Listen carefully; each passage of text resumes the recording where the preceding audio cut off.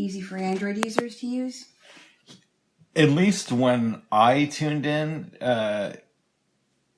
he wasn't really talking much about it. Yeah. But it's possible because I joined the Clubhouse Townhall about 35 minutes into it that he did go into some detail about it earlier. Right. But near the end of the thing, he did say, yeah, Android is coming soon.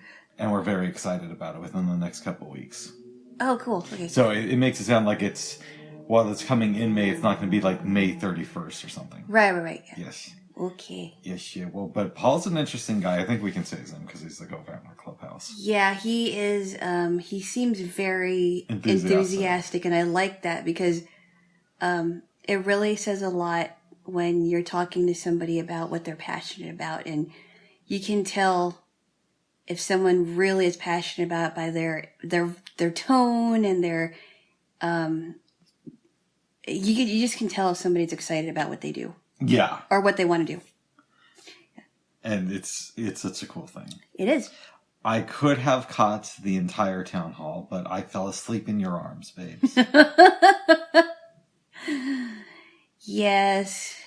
I actually thought it was kind of cute. Thank you. So I got up around 6 because I was having a little bit of a stomach issue. Are you okay now? I think I am. Okay. And of course, we're going to find out 2 weeks from now that I'm dying of... Okay. We're not talking about death. Disease. We're not talking about death. But for right now, we can assume I'm doing all right. We'll listen back to these tapes at the end of the summer saying, this was when he was still alive and before we knew. But I'm better now. All right. Oh, I came back to bed and hung out for a little while before you got up. We talked, and it was a good conversation. It was. And then at some point, I turn over and I grab your arm to bring you closer to my back. We're still talking, and then you say, what do you want to do? You want to get up and wish another town hall? And I'm like, I'm going to go to sleep. And I was out, and like, you're like, okay, Bubba, I'll hold you. I was out in like 3 seconds. And I think you might have been asleep for about 20 minutes. Yeah, it was, in retrospect, it was a little bit rude of me because you were up. And for me, it's one thing if I just want to sleep, but it's another thing to like hold you to my body and then be like, all right, I'm going to bed. Well, Bubs, if I didn't love you, I wouldn't have done that. If it was anybody else, no, I would have been like, no, go to sleep. Go away. I'm going to leave you in here. Hopefully it wasn't too boring for you, babes. No, it's okay. It's fine. I didn't think you were going to be out for that long, honestly. I was hoping, and I was right, that you weren't going to be out for that long because I was like, I don't know if I can be like this for an hour and a half. And, I kind of want space. Anyway, I love you. I love you too, Jaylo. If it were any other man, it just wouldn't happen. Oh, good. Okay, good. Anyway, let's talk about what happened yesterday. We had a good day yesterday, didn't we? Yeah. We're gonna get to that. So we go on Clubhouse for about a couple hours. Yes, and you're much better than I am at remembering rooms in the order of the ones that we go into. So why don't you lead this part of the discussion? So I think one of the first rooms we went into was, let's see. We went into, let me think. It was either Ask an Astronaut.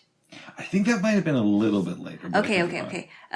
We went into a room that was kind of ending. Yeah, that's right. That might have been, I think that was, no, wait, let me think here. We were in Ask an Astronaut for a while, but, yeah, we were. We went into this, I can remember the ones that I really liked. Go ahead. I can't remember the actual first one, but yeah, the one that I really liked, we went into this voiceover room, and it was a voiceover, room about making, doing impressions. And there was this guy with a really deep voice that was imitating a character. I couldn't figure out who it was, but he was really good. He could probably be like a guy like in a horror movie or something. Mm-hmm. Yeah, he was very talented at that. And then there was this other guy who had kind of like a voice, a higher voice. And it was so funny because he mentioned that he was on Dr. Phil. And I think I do remember this guy. And we're not going to say any names. We're not going to say his name. But if I could chime in just for a second. Yes. You had said, the guy on Dr. Phil's name so-and-so. And like right after that, this guy said his name and it was the same. They at least had the same name. I don't remember what his name was, but I think it was the same guy. Mm-hmm. And he said that he would go out of his way to call out child predators. But what he would do is he would imitate like a 14-year-old girl. And he fantastically, if that's even an adjective, he did it so well that it was so convincing that it just like blew both of our minds. And like, oh my goodness, he really does sound like a teenage girl when he does that. The reason he does it is not just to have fun, but also to catch child predators. I personally would not go out of my way to do that, but, and I think if I remember correctly, when he was on the show, if this is the same person, I believe that was met with controversy. And I then came up with a great idea for a clubhouse room, which I will probably never do because for the life of me, I can't figure out how to bring phone calls into Clubhouse.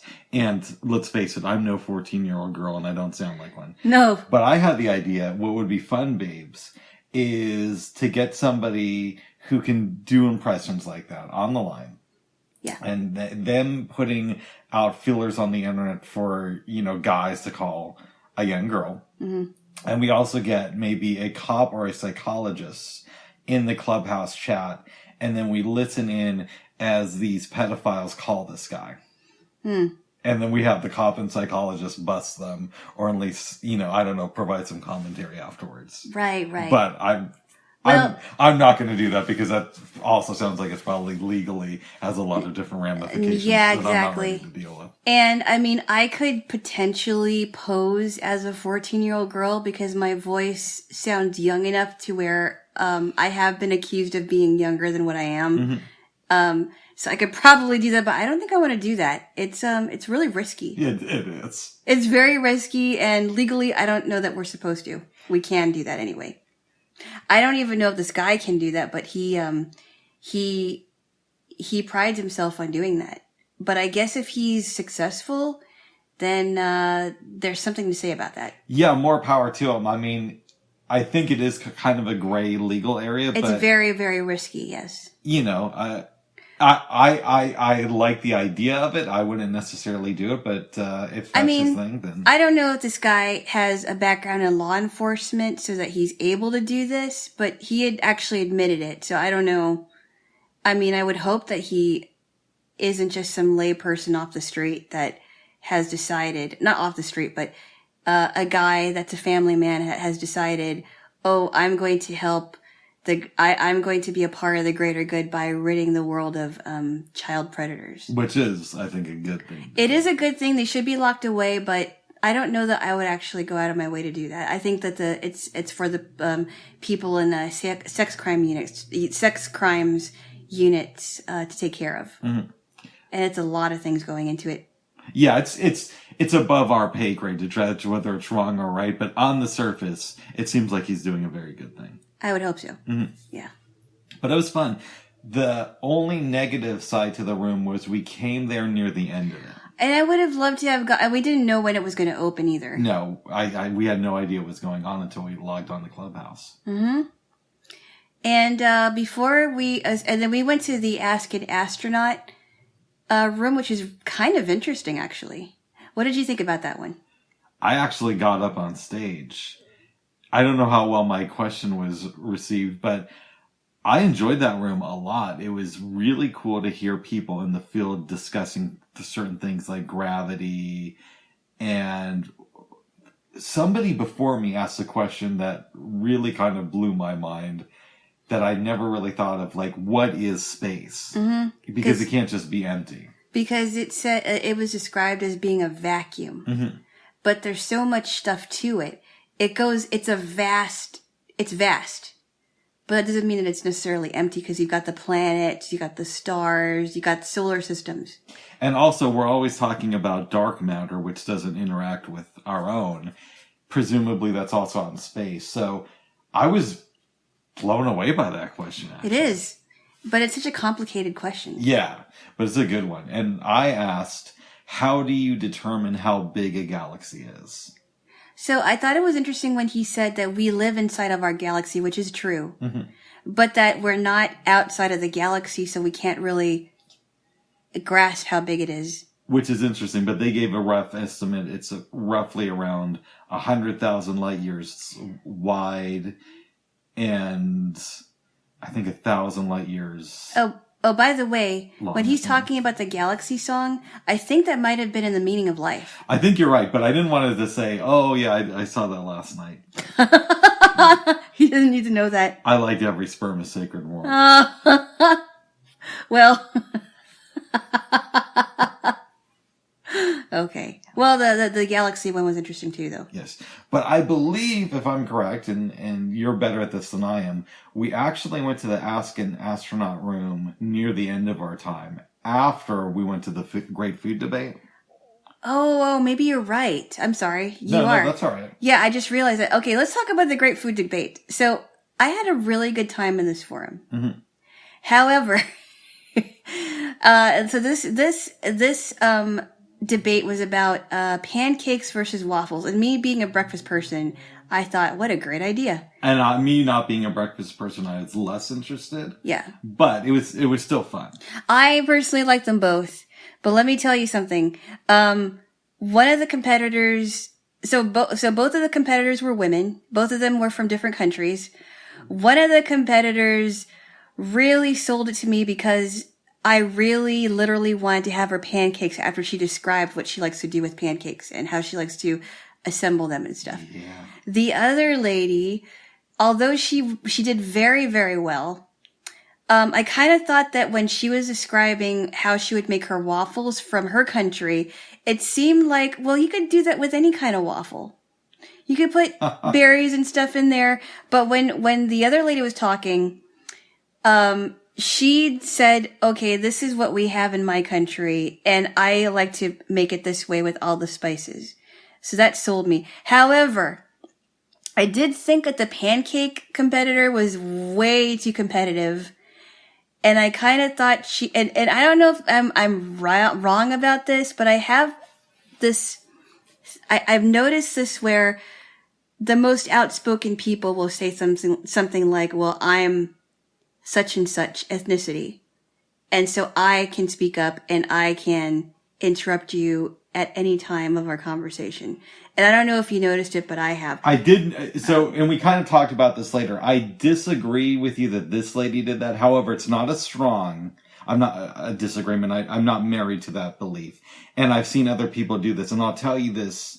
My sister used to work for a homeless shelter here in Portland. Mm-hmm. And my sister's of, mixed ethnicity and Yes. But she could pass as white or probably pass as Asian. I don't know. But yeah. She has a mixture of, Polynesian and so on and so forth. Yeah. But in any event, I just pass as white. Yes. That's not pertinent to the story what I pass as. Right. She told me that at her workplace, if somebody had to give a harsh criticism to one of their clients, they'd always have to ask a black female on their staff to do it. Like, it could never come from the white person.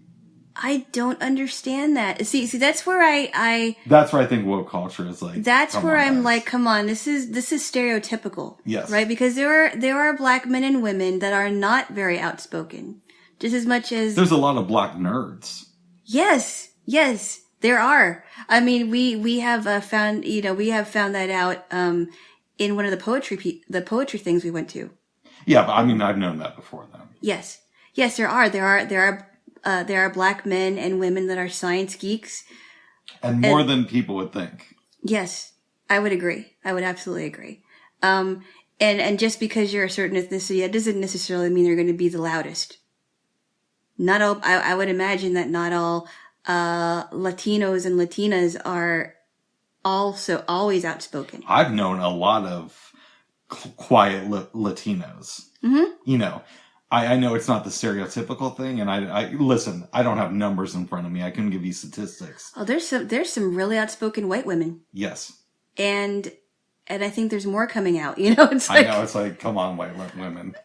No. I mean, that's slow you roll. I mean, it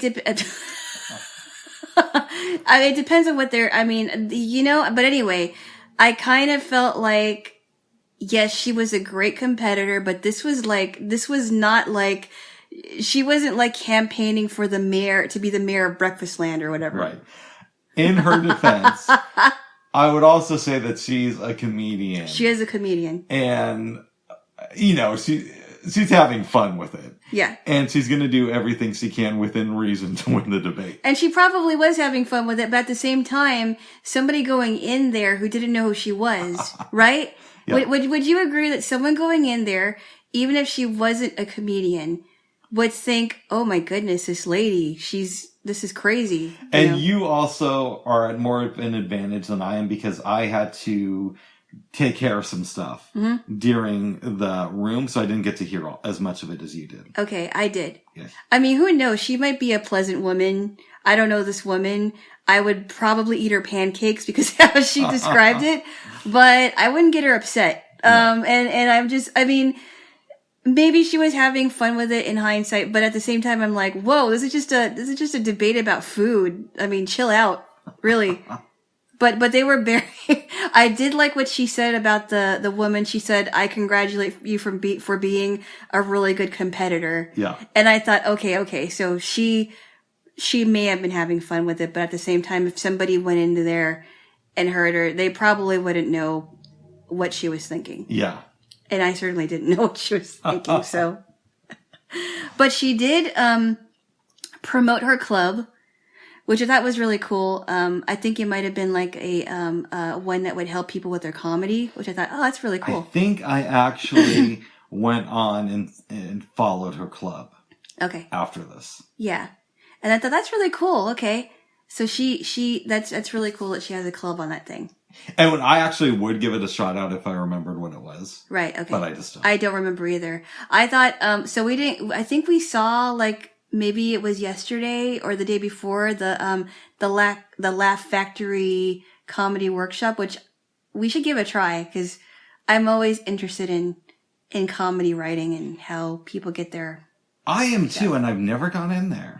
I don't know why. You're a pretty funny guy. I mean, some of your jokes are a little over the top, but I like most of them. Thank you. They're not really that over the top. I think in some ways they are. Yeah. Oh, anyways, you just need a better sense of humor, but you get most of it. So hey, you're well, babes. You're better than most people. Let's just say that. Okay. But there's only one wick. Okay. What do you mean? I need a better sense of humor. I mean, I love you, but that's only because it's not as good as mine. But babes, you gotta remember. No, but babes, in your defense, I am the gold standard, and there can only be one person who's the gold standard. So I have the best sense of humor out of everybody on the planet. So just me saying it's not as good as yours is not an insult. It's just saying that I have the best sense of humor, and you're good. You're just not the best. A little conceited, are we? You are, but I still love you. Give me a kiss. All right, I need a kiss. Oh my goodness. Oh my goodness. Oh my. But we should go into the Laugh Factory room sometime. Yeah, it'd be fun. Mm-hmm. It'd be fun. I mean, I think it would be interesting to, if somebody had, if they were able, maybe someone would give us a little taste of their comedic genius, I guess. I don't know. Do you ever listen to the podcast Kill Tony? No. What is that? Tony Hinchcliffe and Brian Redband. Mm-hmm. Brian Redband used to do a lot of different podcasts back in the day. He's probably best known as being the original co-host on the Joe Rogan Experience. Okay. They do this show where, I don't know if they're still doing it, but I think it used to be at either the Ice House or the Comedy Store. Uh-huh. And they'll have comedians come on who are open micers, so they're new to the field. They'll do a minute each, And then they'll have a series of like 3 or 4 professional judges who will critique their stand-up comedy performance. Uh-huh. I don't know why. I haven't really listened to it that much. And I'm a big fan of Brian Redband. Okay. But, and comedy. So maybe I should give that a listen as well. Yes. So we had fun in that one. And then we went to the Ask an Astronaut one. And then let's talk about the last thing we were in, which I don't want to give out any names. we're not going to give out any names. Because on my profile, I say that I do this with you. Yes. But we went into a room with somebody who, let's just say I've known for a very, very, very long time. Off and on. Mm-hmm. Like, it's not like we're having slumber parties or anything. And have been in constant contact. But we're part of the community. And this person has never met you. So she's like, okay, Rick, let me bring you to the stage. I go up on stage and I introduce you. She's like, hi, Rick's girlfriend. and I'm like, oh, hi, my name is, and I give my name. Which is Alana. I said, my name is Alana. And I just thought that maybe she would start a little bit of a conversation with me. She did. She's like, yeah, have you always been blind? You're right. Which I said, well, she actually stole her mother's Playgirls. And she just started laughing, which I thought was good. And they were like, so how was your day? And she's like, I had attended a Zoom meeting and I had a couple cups of coffee. And I'm about ready to do laundry and, I'm kind of lazy right now. I don't know what to do. It's cloudy and cold. We should also state that it was just the 3 of us in the room at this point. Nobody else is in it. No one else. For all we know, as soon as we left, she started like DJing and 400 people came in there. Right. But I don't think that was the case. No. So, at some point I said, what's good? We got to go and start making dinner. She was like, yeah. Okay. See you later. And then we left. We left, yeah. Which actually was good timing because I had to start on the rice for our dish. We were in Clubhouse for a couple of hours, I think. We were, but we had a good time. I can, and I'm learning more and more why anyone would be addicted to this thing. Because you're starting to really enjoy it. I hate to admit it, but yes. That's why I know I sound like a broken record. I've used social media apps for a while. Not as long as some people. I'd say the first social media app I used was actually Facebook back in 2009. So I was kind of late even at that. Mm-hmm. I've never really enjoyed it until Clubhouse. Clubhouse is the first social media experience where it's like, I get it now. I get why people like social media. Mm-hmm. Yes. And you're getting that too. I understand it. If I was able to go on Clubhouse, I don't know that I'd want to be on there too long. Right.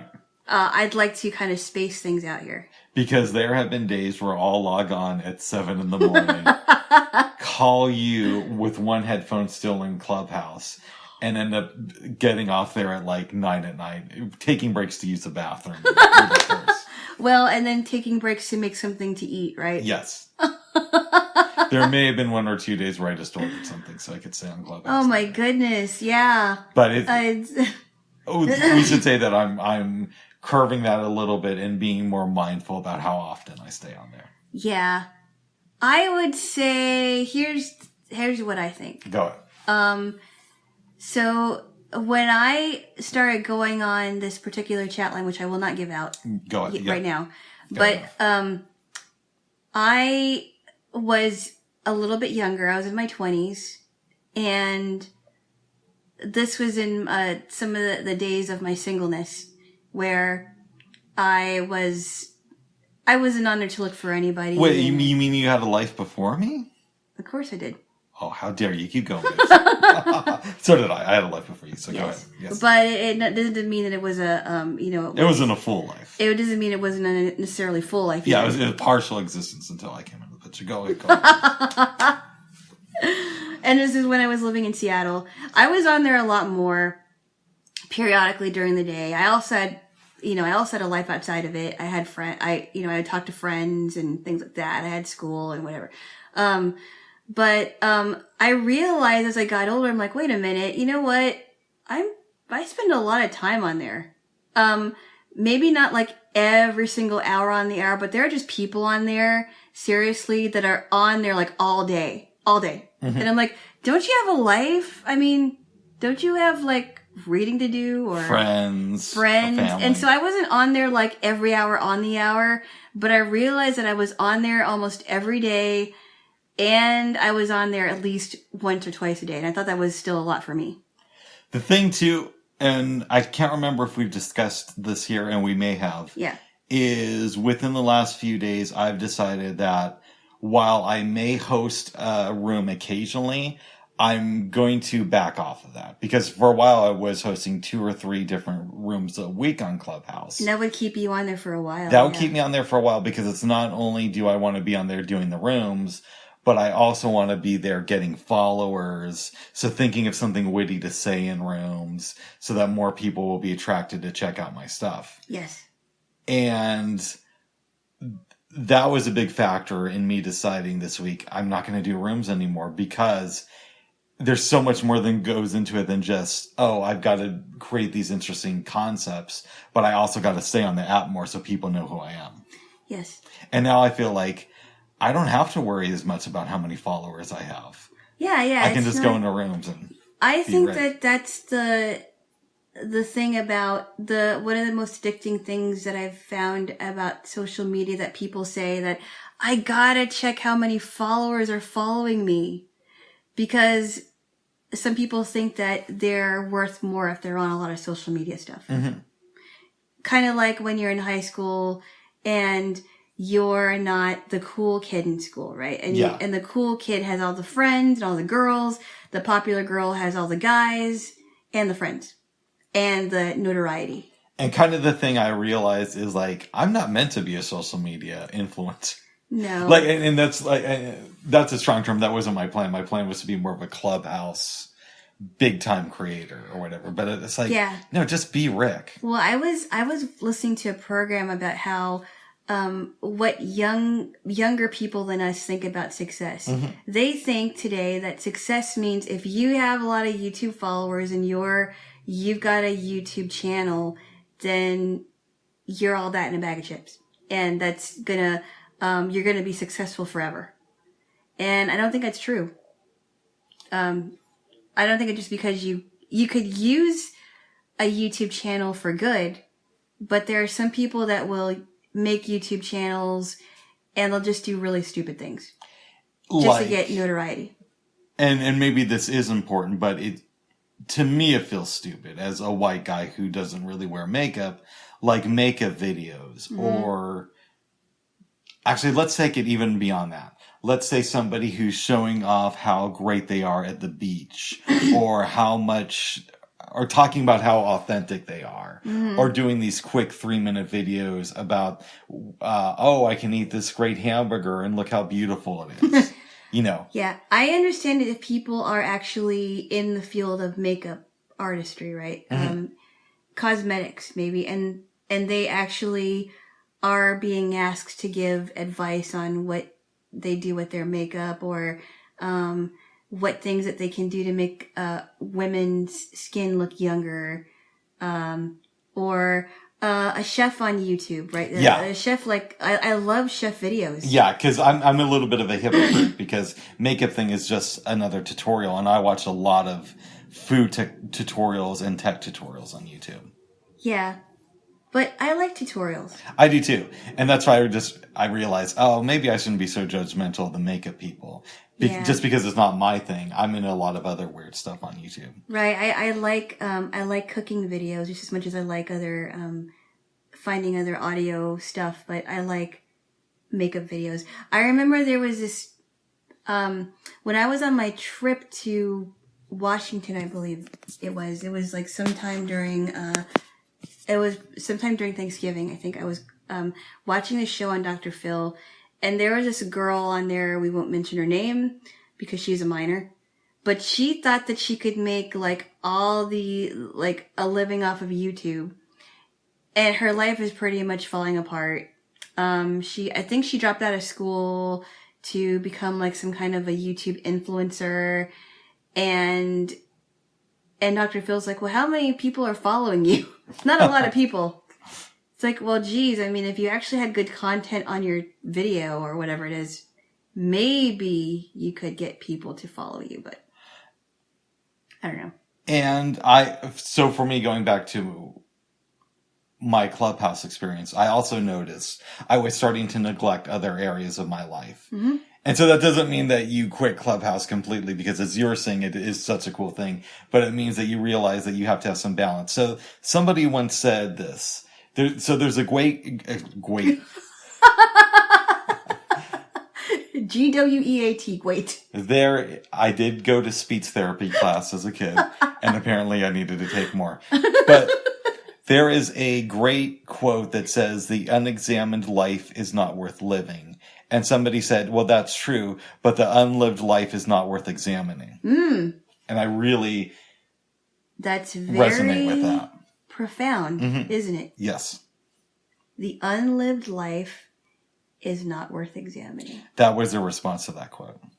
Here's another quote that I heard that someone said a long time ago, and I don't know, I think his mother told him this. Talk about it.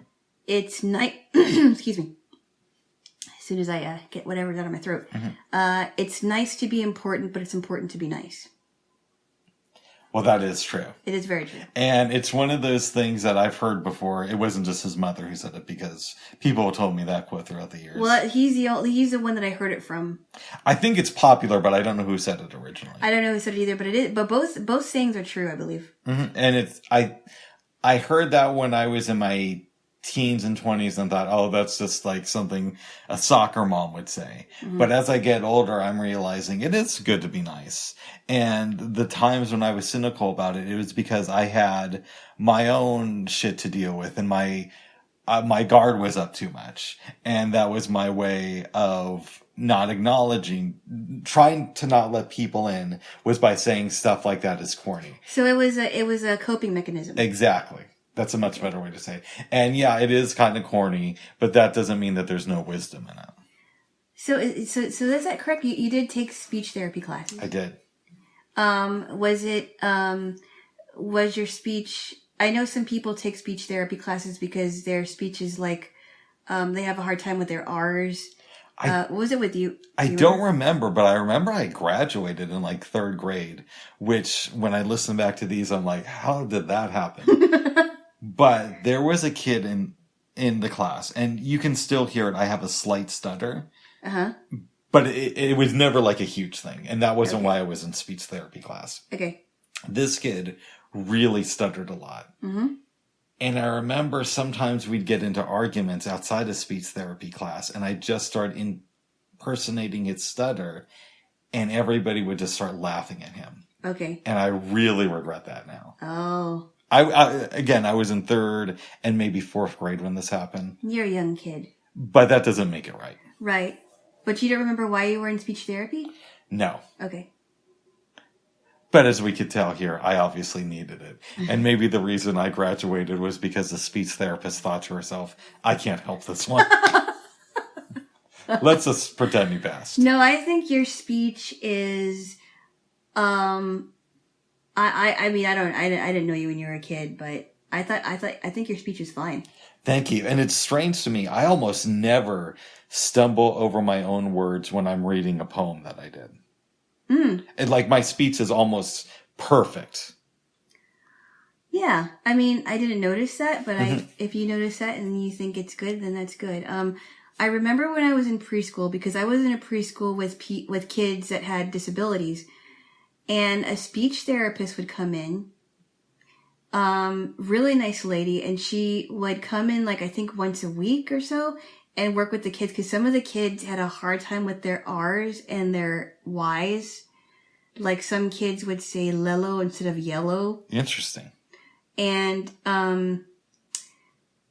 she said that my speech was really, really good for, I don't know how I couldn't remember how she worded it, but she commended me in her way that, my speech, was really, my speech was really good for somebody who was like a 4-year-old.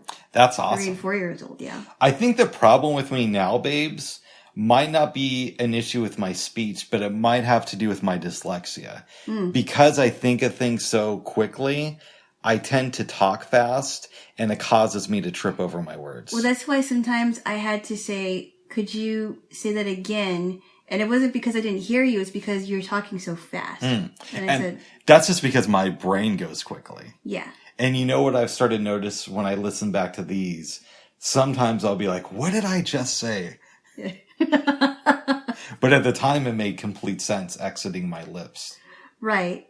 Also, too, and again, this is how I felt as a child, whether it's true or not, I felt like I wasn't listened to by my parents. And as a result, that made me feel that I had to speak very quickly or else I was going to lose their attention. Do you, because you realize that now, are you starting to speak a little bit slowly because people do listen to you now? You feel like, do you feel that people are listening to you now? I don't feel like people are listening to me now. I feel like you are. Okay. But I also have the sense when I'm talking to friends that they want me to hurry it up. And again, we should say this is my perception. That doesn't mean it's true. One of the things that has helped me is Clubhouse, because when I first got on there, I thought to myself, I have to say something quick and I need to be off stage within 30 seconds if I'm asking a question. Right. But as I begin to listen to it more, a lot of people will go on and on and on. Or not necessarily like they're just rambling, but just they're giving their question or comment a little bit more room to breathe. And as a result, I'm starting to do that. I have a lot more work to do, but I can speak a little bit slower as I'm starting to do here. And I'm going to go back to speaking fast in a minute just because it's still my nature, but I'm beginning to work on it more. Okay. Well, here's something that I just thought of right now. Tell me. It was the reverse for me. When I was a kid, teachers were telling me, you have to slow down. Slow down. You don't have to be in a hurry. I mean, even until I was in high school, it's like, why are you in such a hurry? And I think the reason why is when I was a kid, and I grew up in a family where, let's just say that when, and I'm saying this just for the sake of the story. Go ahead. My dad, he wasn't very patient. And the reason why I say that is because when he would teach me things, he wanted me to get it right away. Get it right away. Get it right away. And it didn't do anything to my brain, but I think subconsciously it did something to me physically where I had to get things done quickly. I had to hurry. I wasn't like ADHD, but I was moving physically fast. Yeah. You know what I mean? It wasn't my brain, it was my body. And maybe it's because my dad, the impatience that I saw in my dad, and I'm a patient person, believe me, I am. But when it came to movement, I was like, I have to move and I can't stay still because if I stay still, then I'm not going to get some things done. What do you think about that? That's very interesting to me. And I could see how that could affect somebody psychologically when you're around a person like that. How do you think you've adjusted being an adult since you're no longer living with your dad, but these things become ingrained in our psyche? I realized that, and also with thinking before I say things, right? I realized that it's okay to stop and slow down. I mean, even when I got sick, I felt like I was going, but I felt like that's because I had so many demands on me with my schedule with academics and rehearsals and things. But I think after that experience too, and then just growing up, just growing older and maturing, I feel like it is okay to slow your body physically, and it's okay to slow your mind mentally so that you can process stuff. A reason that I believe I don't have this issue when I'm reciting poetry is because very, very early on, maybe the third or fourth poetry reading I went to, I did a poem and I recited it super fast and it didn't get an applause break. And I'm trying to understand why. Mm-hmm. So somebody got there late who was sort of in the community and he said, Rick, I'm really sorry I missed your poem. Would you mind reciting it for me again? So I do it super fast and he stops me at the end of it and he says, I really liked it, but I feel I would have gotten more out of it if you just would have slowed down and let the sentences breathe a little bit more. Mm-hmm. Around the same time, a friend of mine, another one who also knew this guy, said to me, I'm going to show you how to memorize poetry because he wanted to do a piece with me. Mm-hmm. And so I couldn't just look at a piece of paper anymore. Mm. So I was reading it fast because I wanted people to listen, but also because I'm looking at the page. Yeah. And that's really awkward being a blind guy. Yes. So at first I thought to myself, there's no way I could learn to memorize a poem. Mm-hmm. He showed me how to do it. And then right after that, it clicked in my brain, I can memorize my poems. And in the process of that, I can get the feel of how the words sound coming out and adjust. And also because this happened very early on in my performance life, I think it had more of an impact than if it had happened 10 years into it.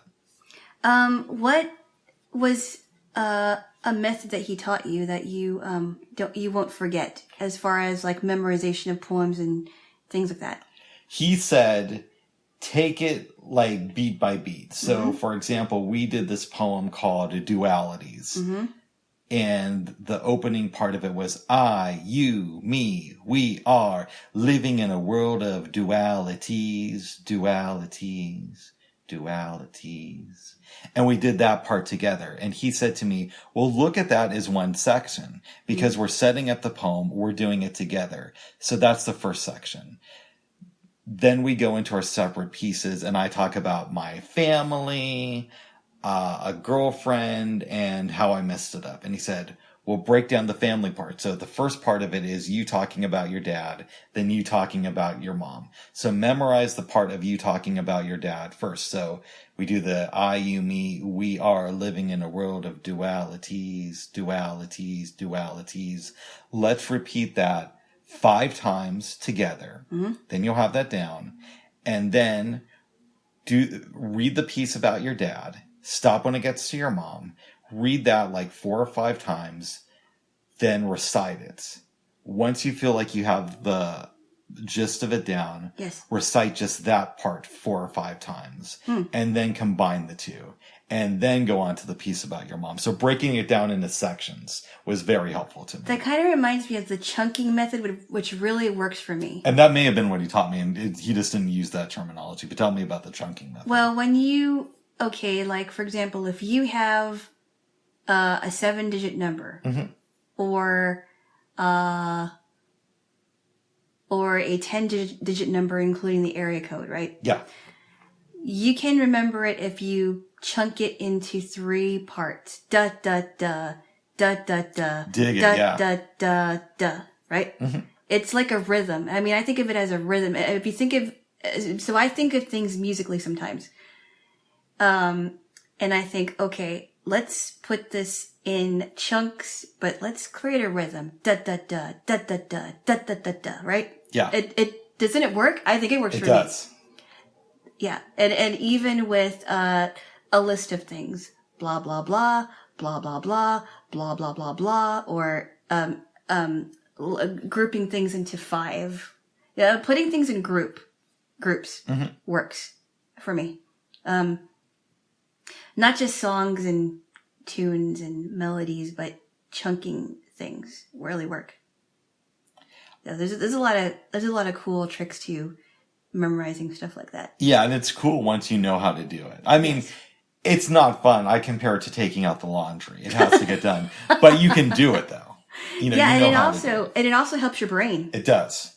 Da, da, da, da, da, da, da, da, da. Like, for example, in music, you've heard of triplets, playing in triplets. I love triplets. And thinking of that in chunks, which I actually just thought of right now, putting numbers in triplets. I don't know. That's fair. Grouping 9 numbers into triplets. It's kind of cool. That is kind of cool. Yeah. Yes. I don't know if that made any sense at all, but... To me, it did. Okay, good. And that's what matters the most. Yes. Yes. Does it?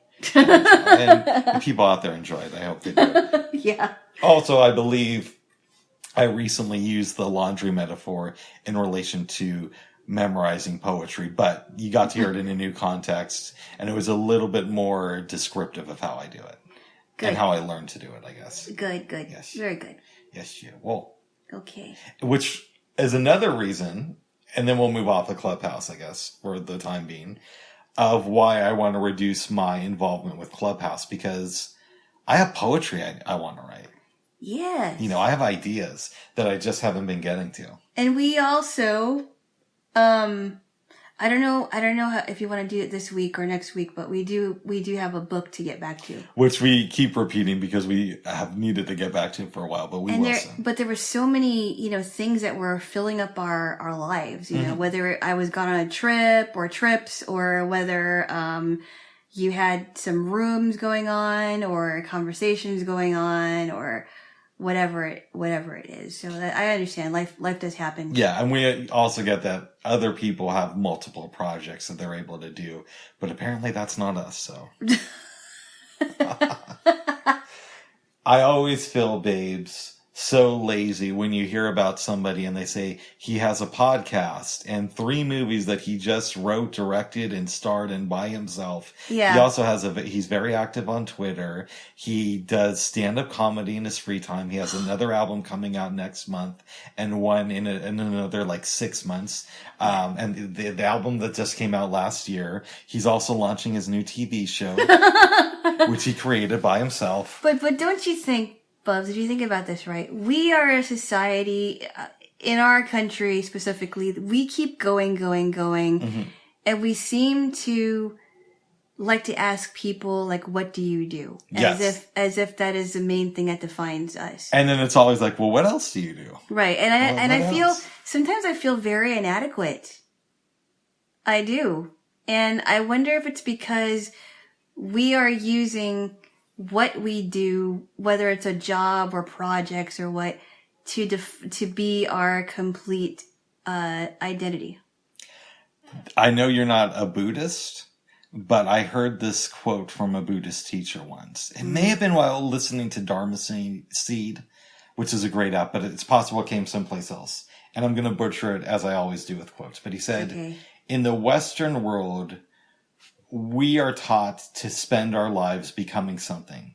But in the Buddhist community, we are taught to spend our lives becoming nothing. Oh, wow. And I really like that. Becoming nothing. Yes. Because the idea is you're just supposed to be. So it's an oversimplification. But the idea is that you're not necessarily supposed to spend your existence acquiring stuff, whether that be degrees or respect or a cool house, but you're just supposed to spend your life connecting and losing yourself in the river of life. Okay. Yes. When you said that, it made me think of that particular example. Okay. Yes.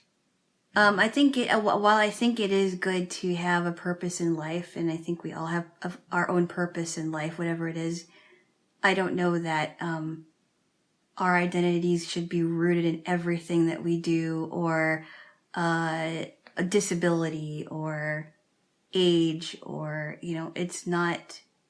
That's part of us, but that shouldn't completely define us. No. I remember when Louis C.K. was really, really popular, and he made a big deal about the fact that every year he would release a new hour of stand-up comedy. Mm-hmm. Before then, it was the norm that comedians would do that once every couple of years, if that. Mm. Finally, somebody released a video, and it was a satire of Louis C.K. And in the credits that it had on the thing, it would say he releases a new hour of stand-up comedy every hour. That really made me laugh. Of every hour. Yes. How did Louis C.K. receive it? Was it funny? I don't know how he received it, but I thought it was good. Every hour. He releases a new hour of comedy every hour. On the hour. Yeah. Yes. So anyway, but I think, yeah, that's definitely something. I got to look over the chapter that I was working on. I think I still have to write a little bit more. Oh, good. It seems like it's a longer chapter than I want it to be, but I need to look at that. Yeah, and just let it grow how it's going to. Right. Yes. Jaylo. Yes. We had dinner last night that we had to make. It was so good. Tell me. What we did was we took some kale, chopped it up. We also, well, I did the chopping. I chopped up the kale and tomato, and we put that over brown rice, and then broccoli. Don't forget. Oh, I'm sorry. Yeah, the broccoli. Yeah, we didn't have to chop the broccoli because they were baby broccoli. So you cooked the broccoli. I chopped up the kale and tomato. I also cooked the rice. And we put that in my lasagna pan, topped it off with the rest of the feta cheese I had in my fridge. We baked it for about a half an hour. Yes. And then you took it out of the oven, cut up a couple of avocado, and put that over our dish. And it was good. I enjoyed it a lot. I was a little concerned that your pasta dish wasn't completely covered because it's very long. Yes. But we made it work and it tasted amazing. Oh, so good. It was really good. That cheese gave it a flavor. Mm-hmm. And I wasn't sure how it was going to taste with the kale, but it really worked. The kale and the cut up tomato. And what I did with the second tomato is that I left them in bigger pieces, but it really was delicious. And I said, we got to do that again. Yeah, and the first one you just chopped up. I did. It was very good. It was delicious. Yes. And the avocado, I knew that was going to be that cool avocado. And the avocados were still really good, and it tasted amazing, and I think we should do it again.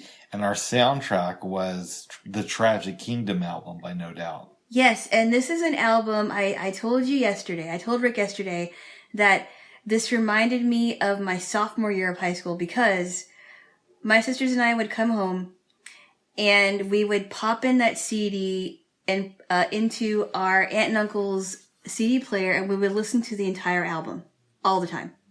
And that was a great album. I enjoyed it a lot. Yeah. Tragic Kingdom, they did a lot of cool things with modulation and minor keys and things like that, and the time signatures, and it was a really cool song. I was obviously familiar with it because that album had a lot of hits on it. So I've heard of the album and I'd heard a lot of the songs on it, but I never heard it from beginning to end. And there are a few tracks on there that this was my first experience listening to them. Yes. It was great, babes. It was good. That was the first real exposure to No Doubt that I had, was the Tragic Kingdom album. And that's why I really like that group. That was their breakthrough album, right? I would imagine that was, yes. Mm-hmm. Because I think they had done a couple LPs before then, but they didn't really go anywhere. I guess not, because nobody really talks about that. Mm-hmm. I don't believe. I mean, but the Tragic Kingdom was just, I thought it was an epic album. Yes. And I'm glad you enjoyed it. I did. Yes. Yes. Yes. Yes, Joe. Whoa. Yes. Not as good as the follow-up, The Happy Kingdom. Wah, Wah, wah. wah. Or ba-dum-bum. Ba-dum-bum. Although that may be more of a wah-wah-wah. Wah, wah, wah. I had to find that that sound effect. I do.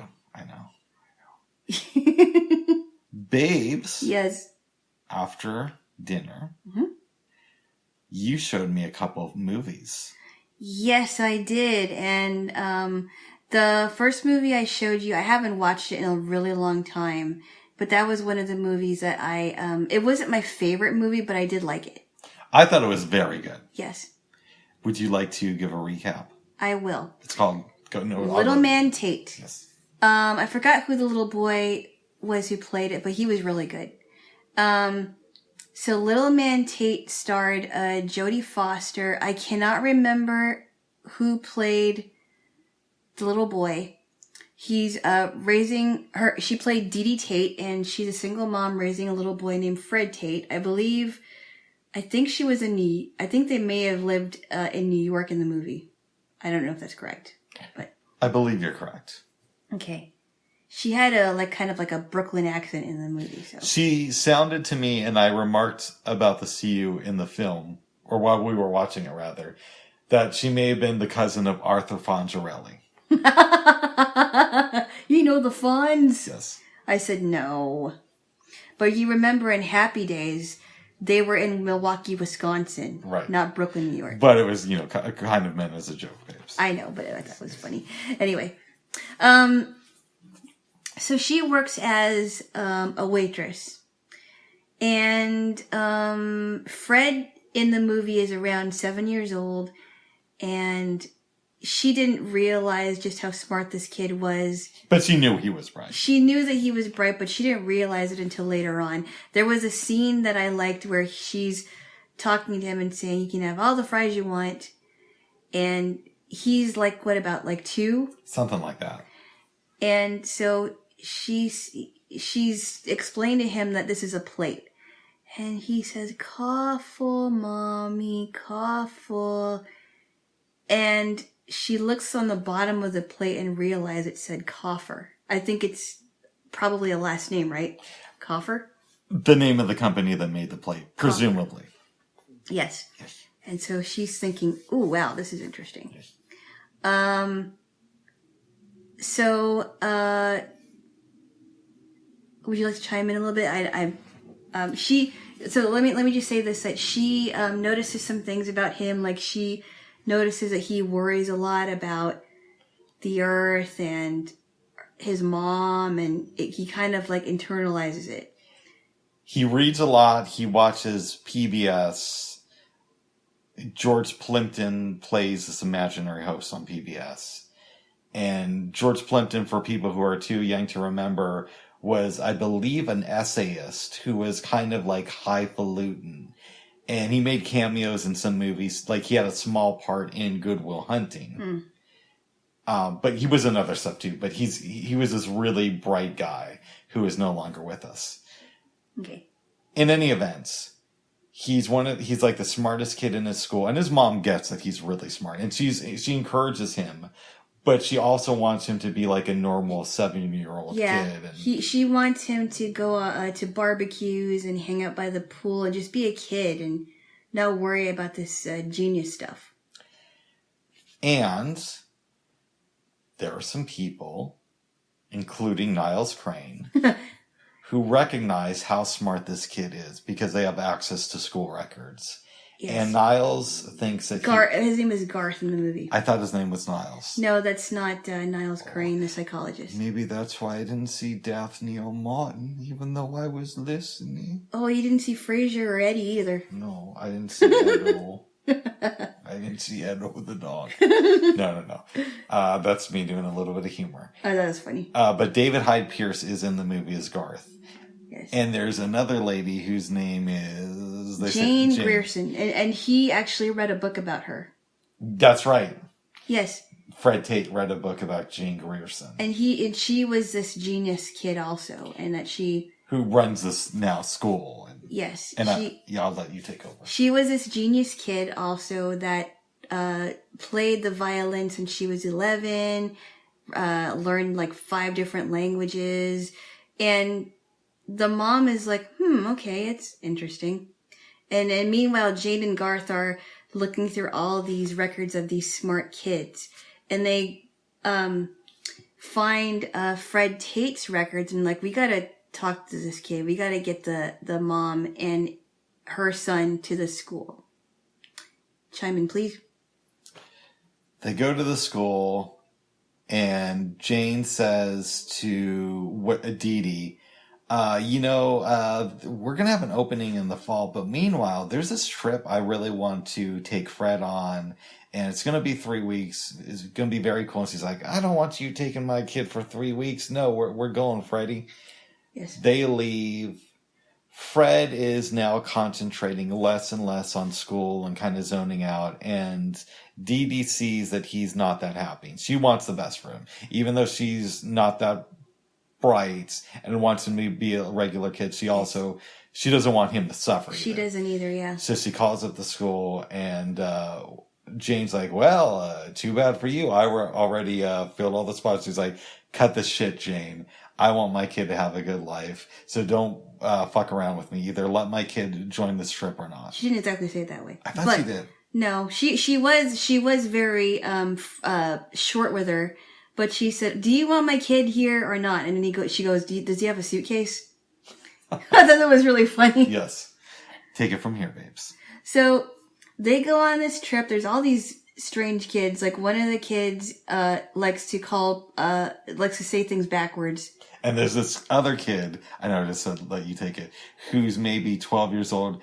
And originally I thought this kid was just a complete asshole with no redeeming qualities. His name is Damon. Keep going, babes. So he thinks that he's not being challenged. He's really good with numbers. I'm guessing that maybe he's the opposite of Jane, where he wasn't treated well because his dad thought, well, are you smarter than me? You know, you think you're Damon. so smart. Damon. Yeah. You think you're smarter than me, kid? Okay. I'll treat you like an adult. Maybe he was treated like an adult and he was very resentful because he just thinks, okay, well, I'm the smartest person in this room. I don't need anybody because I have my intellect. Mm-hmm. Would you say? I would say that, yes. So he was very closed off until he kind of bonds with Fred. Fred's like, I really like you, Damon. Fred kind of sees through his tough bravado. And they go on horses, and Damon falls off his horse. I think he falls on his head. That was funny. And Jane's like, how many fingers am I holding up? He's like, orange. She's like, he's fine. He's okay. But they take him to the hospital anyway. Yeah. And we don't see him for a while. Not until the very end of the movie, but he is there when it closes out. Yeah, so let's talk about he gets back from his trip. He has a good time. Jane says, hey, look, I think this kid has potential. I really want to take him under my wing, and he's going to go to college. I will be running the institute, but he's going to go to college, but I will take care of him. At first, Dee Dee is apprehensive, but she says, okay, you can spend the summer with Jane, who has no real experience raising kids. She doesn't even know how to cook. No. For goodness sake, it looks gross. And that's something you'll find with a lot of these geniuses, is there's usually a couple areas where they're very shoddy, but that's a tangent for another time. Yes. He goes to live with Jane, starts attending college classes, and is hit on the head by this globe by a guy whose name I don't remember. His name is Eddie. Eddie. And he's got, I think that he meant well. I do too. But I think he's got some screws loose. Yeah, and I don't think that he didn't hate Fred. He just didn't know that Fred was a genius, and maybe... So maybe we should contextualize this. Yes. He starts hanging out with Fred. They have a good day. And Fred thinks that they're going to hang out a lot more. So he goes to the fraternity rather, where Eddie is at. Eddie's with some girl. He follows Fred out after telling him to leave. And he's like, listen, I like you, kid, but it's a little bit weird for somebody like me to be hanging out with a 7-year-old. Yeah, and he explains that, maybe you should stay away from the pool house for a while. Right. Until you're older. Because he is 7. Yes, he is 7 years old. Which, from Eddie's perspective, makes total sense. It does make total sense. Yes. Keep going, babes. And, Fred seems a little distant from Dee Dee. But I think it's because he thought, well, maybe I can hang out with this guy.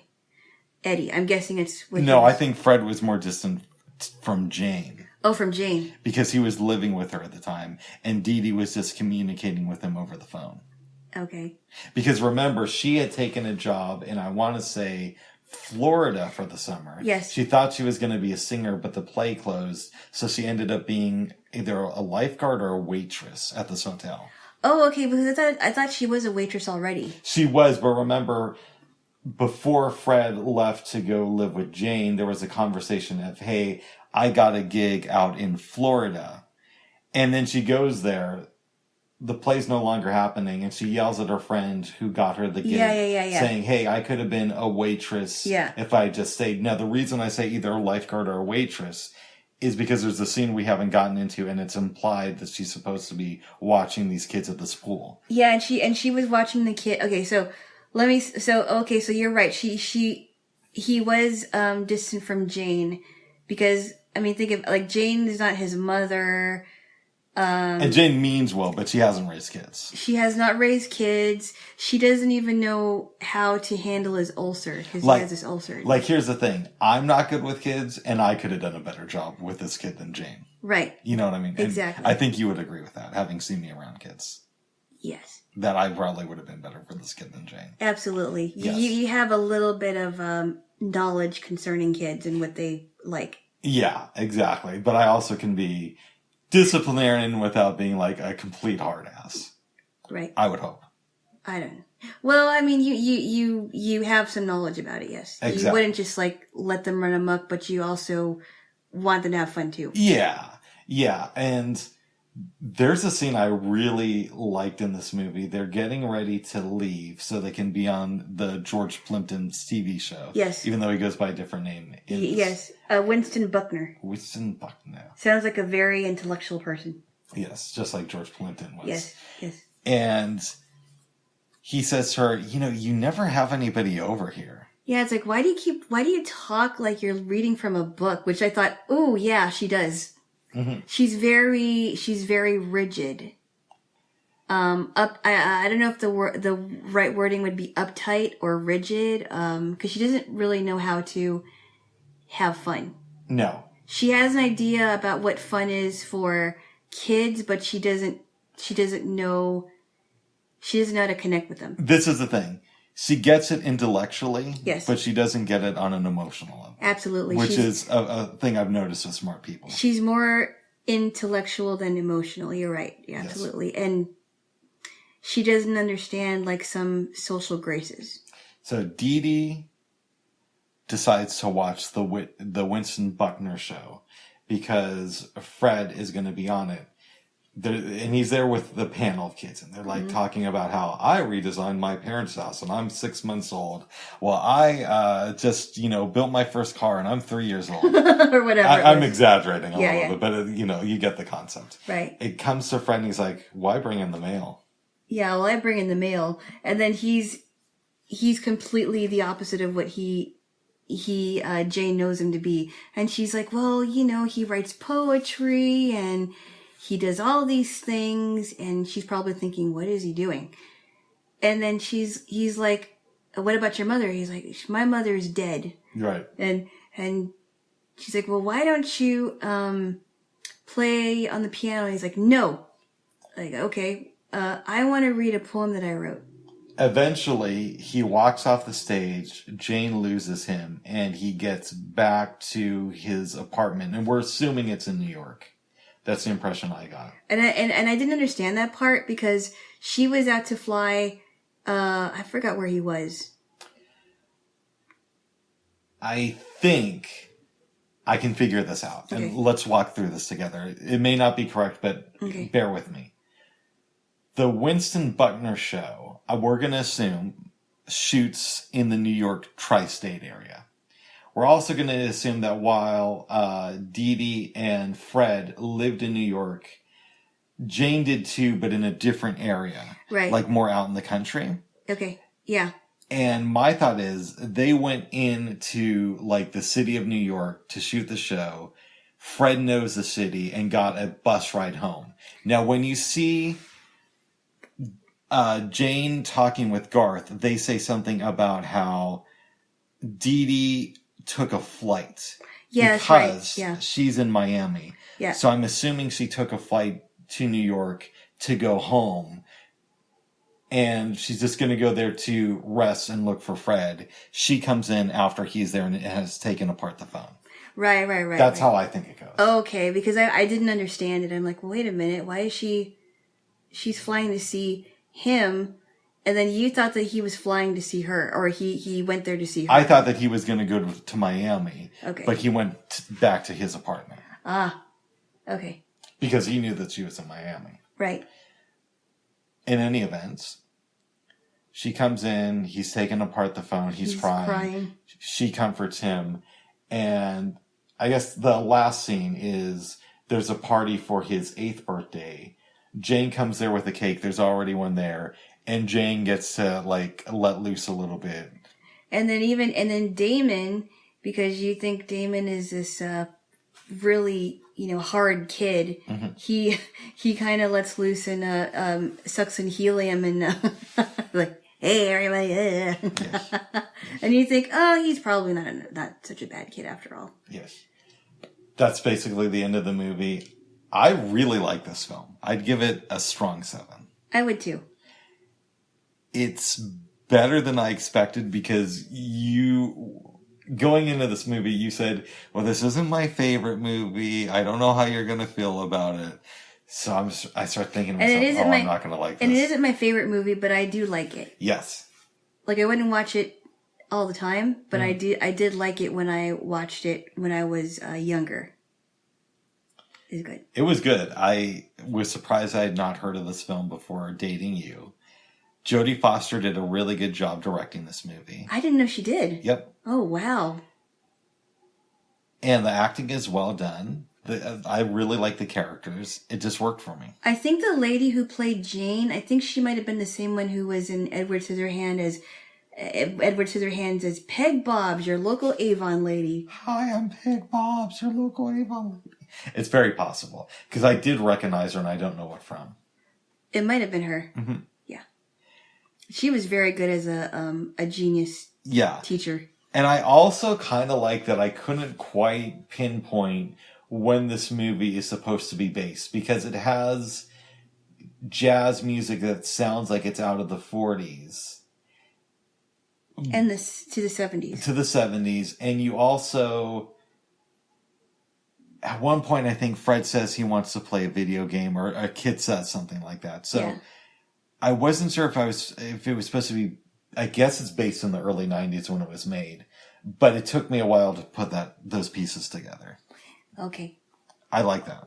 Yes. I would give it a strong 7 too. I didn't realize. It's funny because you spend years without seeing a movie for a long time, and I love it when I see a movie and I'm like, I forgot how good this movie was. And I always thought it was good, but this is really, really good too. I think another reason it resonated with me is I went to an artistic high school called MLC, and we've mentioned it here. Mm-hmm. I was not the brightest student, but I knew a lot of people who were on the genius scale, like super smart, like Fred level smart. Wow. Yes. That were younger than you? Some who were younger than me, some who were older than me, but I got the sense that when they were Fred's age, they were probably more like him than they were like me. Mm-hmm.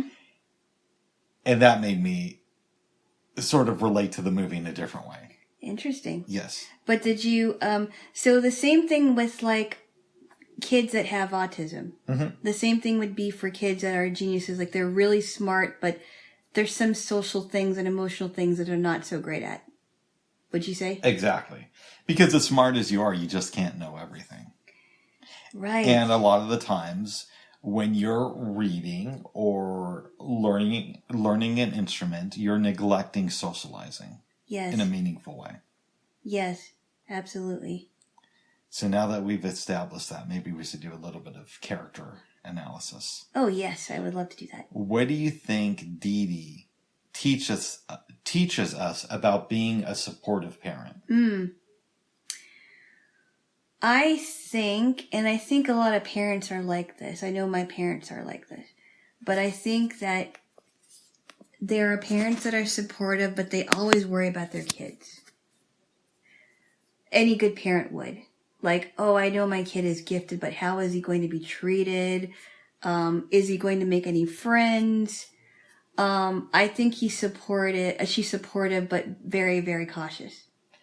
She doesn't understand Fred. But she loves him. Yes, she does. And we know that she loves him, even though she's different than him. Yes. I think that, and we'll get to Jane in a little bit, but I'll say compared to Jane, she understands him intellectually. But, again, like you said, not emotionally. Yeah. And Dee Dee's sort of the emotional aspect of this. They're like the duality, yeah. right? Not to promote an old poem I did, but it's like Jane gets him intellectually, like you said, and not emotionally. And Dee Dee is there to support him emotionally, if not intellectually. Right, and because Dee Dee is his mother, and no one can love him like his mother can love him. What does Dee Dee teach us about just focusing on intellect? I don't think she understands that, like you said. She doesn't know, I don't think she knows how to relate to him intellectually, because clearly she's not at that level. She's just your average mom. Yeah. Your average single mom that is trying to make ends meet for her son. What does Jane teach us about intellect? Intellect can only get you so far, but I think if there's a way to balance intellect and connectedness, for her it's hard. Like, she can't loosen up because she has a hard time loosening up because she's so intellectual. Where are these characters today?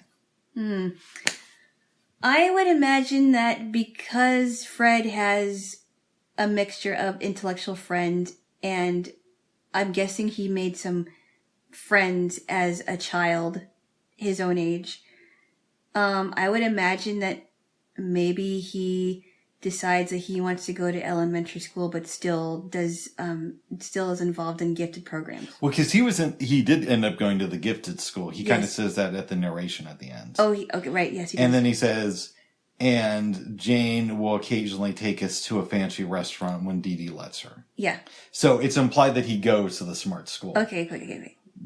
But I'm asking today, like, did he burn out? Or is he one of these eggheads, for lack of a better term, who works for NASA? Or, you know. I don't know. Maybe he is able to find a balance between the two worlds. Because remember when he said that was the best birthday party he ever had. Yeah. And he was learning to cut a rug with his mother like he did earlier in the movie. Yeah. But also to think and to contextualize and read with Jane and his other peers. What do you think happens to Damon? I think after the accident, maybe that has caused him to relax a little bit. What would you think? That's possible. Because maybe he hit the part of his head that was the part that wouldn't let anybody in. I don't know if there's a part about that I'm helps sure with there that. is, but I don't Maybe know he hits that part where that affects the part where he just is shutting people out. I don't know, but you don't see too much of him in the ending of the movie in the birthday party. But it's implied that he's a lot more relaxed and he's a lot more fun and a lot nicer than he was before. Nice. Because of his accident. I don't know. Is there any questions about this movie that you wanted to ask me? Let's see. Where do you think Garth fits in this picture? Garth/Niles. That's a really interesting question. Because you don't see a lot of him. No, he's Jane's assistant. Right. I don't know if he's more than that. I don't know if he needs to be. I don't even know if he is just helping her or if he's an actual friend, or maybe he's interested in Jane. I don't know. I think maybe because they work so closely together that they've become friends. Yeah. Because he does go over to her house at one point for dinner and gets a really shitty meatloaf. Yeah. I can't believe... maybe they were pretending like they were eating it. No, I don't think they really did. They didn't really eat it yet. Yeah, so I think they become professional friends. Mm-hmm. That's what I would say. Yes. Yes.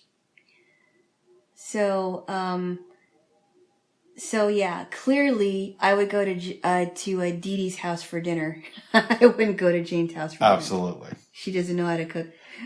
Do you think that Dee Dee and Fred still have a good relationship? Yes, I do. Yes, I do. Do you think that Dee Dee ever made it as a singer?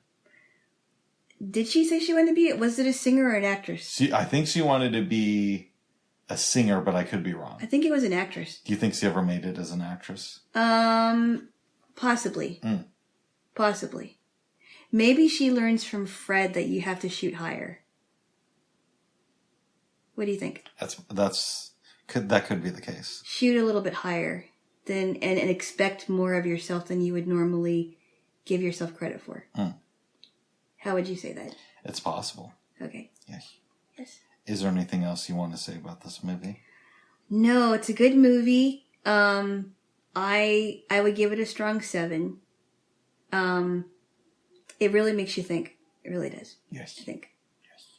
I think Jodie Foster was excellent in the movie. She was. So was everybody else, too. That's right. She directed this one. Did she also direct another one that she was in? I couldn't remember. I think she's directed other movies. She was really good in Nell.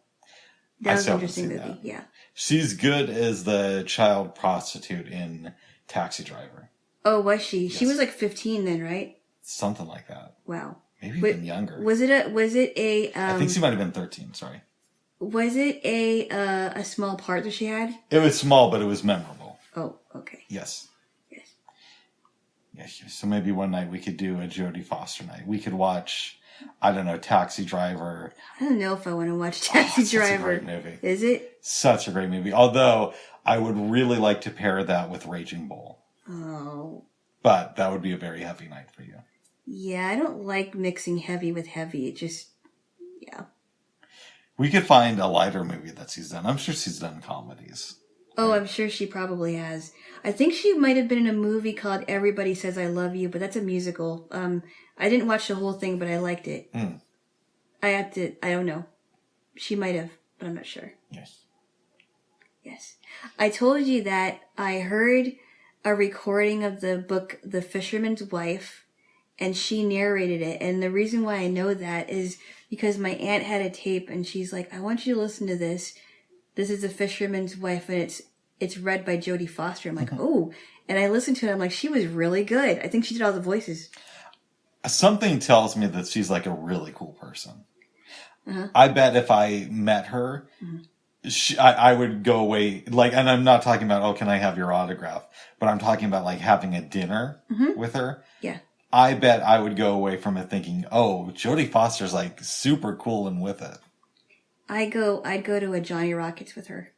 For sure. Yeah, I remember going to a Johnny Rockets with my friend, and I really liked it because not only did I like the burgers and fries, but I also liked the music. They played like old jukebox stuff. It's great. That is great. Yes. Anyways. She's a successful child star. That's what I hear. Yeah. That's what I hear. Ron Howard is still the most successful. Yes. I think probably one of the most successful ones, but she's up there. Though. So she was in Taxi Driver. What else was she in as a kid?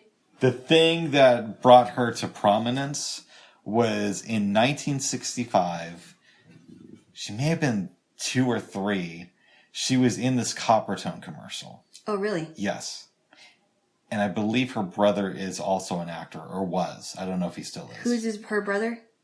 I forgot his name. Oh. Yes, he's not Jodie Foster level. Okay. Yes. Have you heard of the man David Foster? I've heard of David Foster Wallace. Okay. Well, David Foster is a composer. He's a musician and songwriter.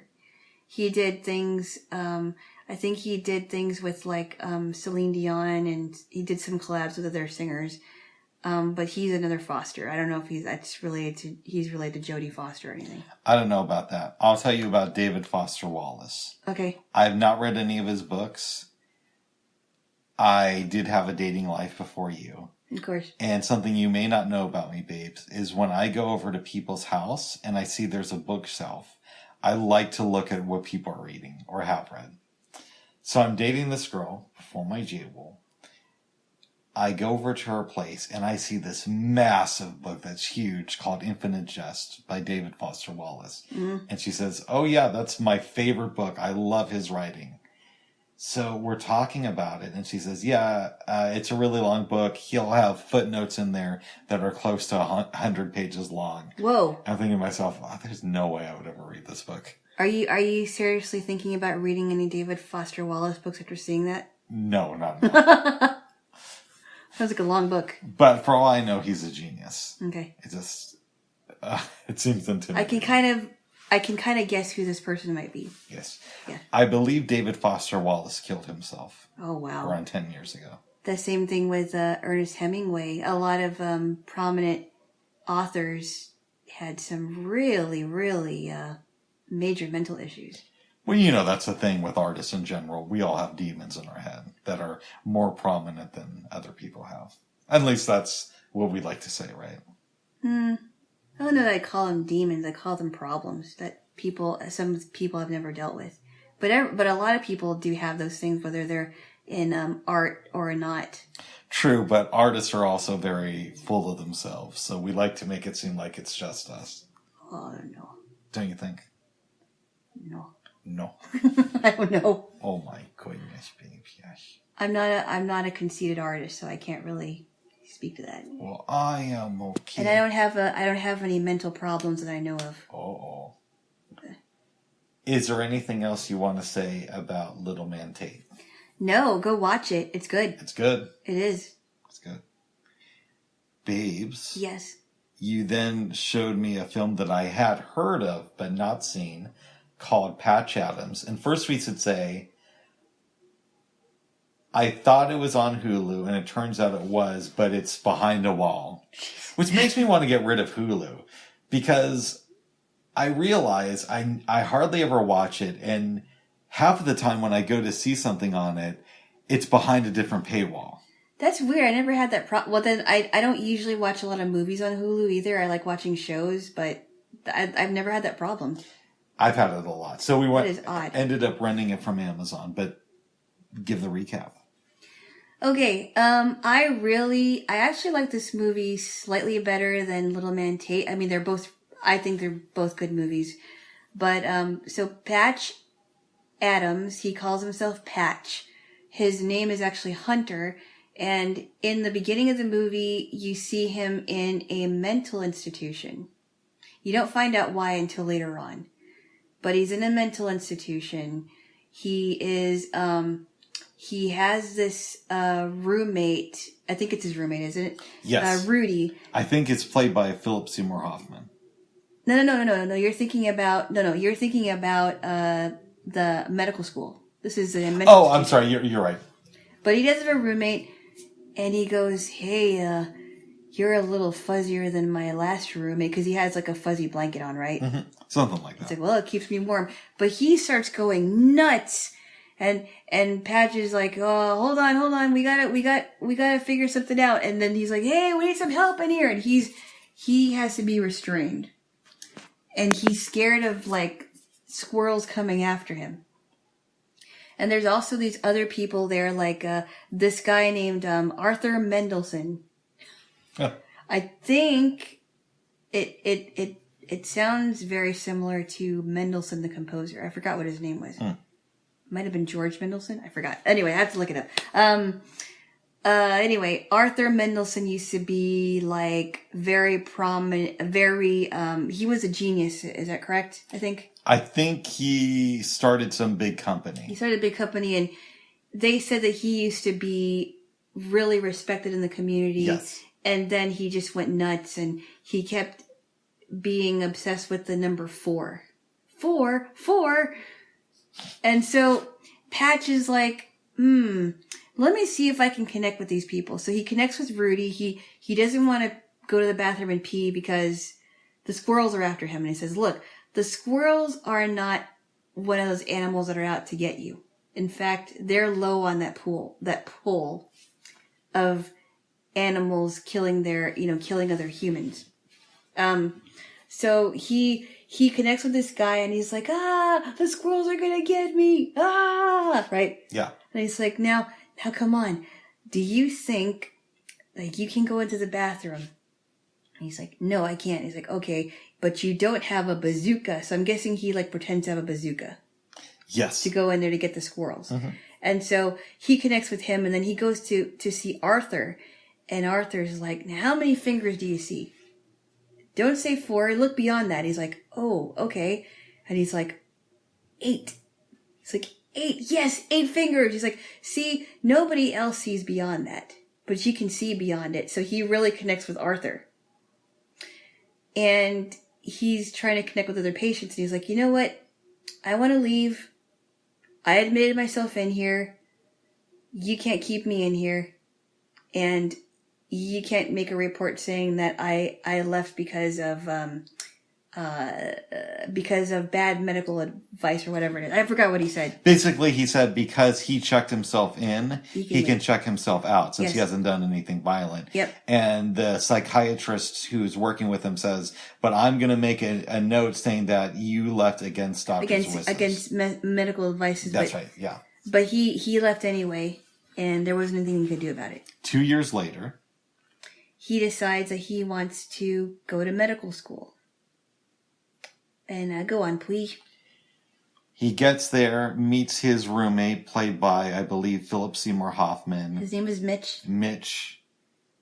And they clash a little bit, but we'll get there when we get there. Because Mitch is a little bit full of himself. He's one of those, like, hoity-toity, I came from a doctor's background kind of a kid. Kind of a guy. Exactly. And Patch has decided that he's going to use humor as a way to connect with people. And he meets a man named Truman. After this girl, Corinne, blows him off. Yes, several times, actually. But I think it's the first time. It is the first time, yes, you're right. Him and Truman go out to eat. They end up speaking or going to a meat packers convention. Robin Williams gets on stage. Babes take it from there. Their friendship grows. He gets on stage and he riles the crowd up and it's like, we love our meat. You know, some people like chicken. Some people like whatever it is, but we like cows. And he's like, you know, getting them to chant rather about cows. Yes. And he gets the crowd riled up and that's when Truman and him really start to become friends. Because he knew how to connect with the meat packing convention, which I don't think he was invited, but he went there anyway. Yes. Nice to meet you. That was great. Meet Miss Meat. That was awesome. And so Corinne and Truman and some other people are studying. And this is when Patch and Corinne have to be in the same room with each other. Mm-hmm. And they're like, we're studying about the tongue, something about the tongue. I forgot what it was. And Corinne is a very hard person and she's not letting anybody in. And she's like, look, I don't have time for this. I'm going to go. And so Patch is like, oh, wow, okay. This is going to be interesting. It's a challenge. Go on, please. They eventually get to where they're making rounds at the hospital. Patch, there's a great scene where they're examining this lady who's diabetic and she might have to have a leg removed. And Patch is just like, I have a question. What's your name? And I think her name is like Marjorie or something. What's the lady's name? Is yes. Marjorie, yes. Eventually, he sneaks off to the kids' ward, starts making them laugh. And these kids are dying of cancer. Yes. Yes. And people get wind of this and say, hey, we're supposed to not connect with our patients in that way. The dean especially says that. Yeah, because he keeps doing this. And they're like, no, we can't go this route. This isn't cool. You're not there to become their friend. You're not their bro. You're supposed to be their doctor. Yes. So he says, hey, what's that guy's name? And the nurses are really telling him, you're not going to get through this cancer patient because room 305. Right. Room 305. Thank you very much. Yes. You're not going to get through patient the patient in room 305 because he'll bite your head off. And he almost does. Which is great. And that happens a little bit later in the movie, but it's okay because it fits in this context. Yes. And in most other movies, they would have played that as, oh, this is the dramatic scene where he realizes that his methods don't always work. But instead they just have the nurses laughing at him, which I really enjoyed. Yeah. So he goes to the kids' wards a lot. He goes to the wards with all the old people, and he's just making them laugh, and he's wearing clown noses. Corinne gets wind of that. I think at one point she goes to the children's ward with him, and she's like, okay, that's very nice. I thought it was great. And then he realizes that he has a crush on her. Well, we should also back up. Yes. She does go to the children's ward with him, if I remember correctly. But before then, test results come out. And she realizes that, oh, Patch isn't just some idiot off the street. His grades are like off the charts. Like, better than hers. Yes. Right? And he barely studies. Mm-hmm. He convinces her to sneak into the hospital at night and do this kind of like balloon show for one of the older patients. Yep. So she starts hanging out with him more, and they're connecting. And the nurse knows what's going on, but she says there's nothing going on. Yes. Because she already knows this guy is really interesting. Mm-hmm. Let him do it. Yes. Yeah. She wasn't going to say anything. Yes. And so she's like, okay, that's very nice what you did, and blah, blah, blah. Anyway, he asks her out. She says, look, I have a crush on you. I can't believe I just blurted it out. And he goes out of his way and, wait, I forgot. Tell me. His roommate Mitch tells on him to the dean and says that he's doing all these things. And the dean, well, there's that. Sorry to interrupt you, but Mitch also says, I think he's cheating because I never see him studying. Right. That's what he said. Yes. And so he almost gets in trouble. He almost gets kicked out of school. The dean doesn't want him around the hospital, but it hasn't stopped him from going. Right. There's another, I think this school has 2 deans, if I'm correct. Dean Anderson and Dean Walcott. The Dean Walcott is a really uptight one. And Dean Anderson is still, you can't full of himself, but he understands that, okay, stay under my radar, bro, and don't mess around with the other dean, and we'll try to look the other way. So in the meantime, he plans this huge birthday party.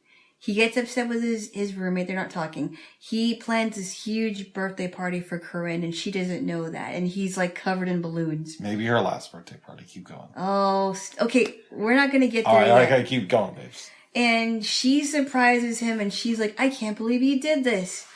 And she's like, no one's ever done this for me before. And she starts to warm up to him.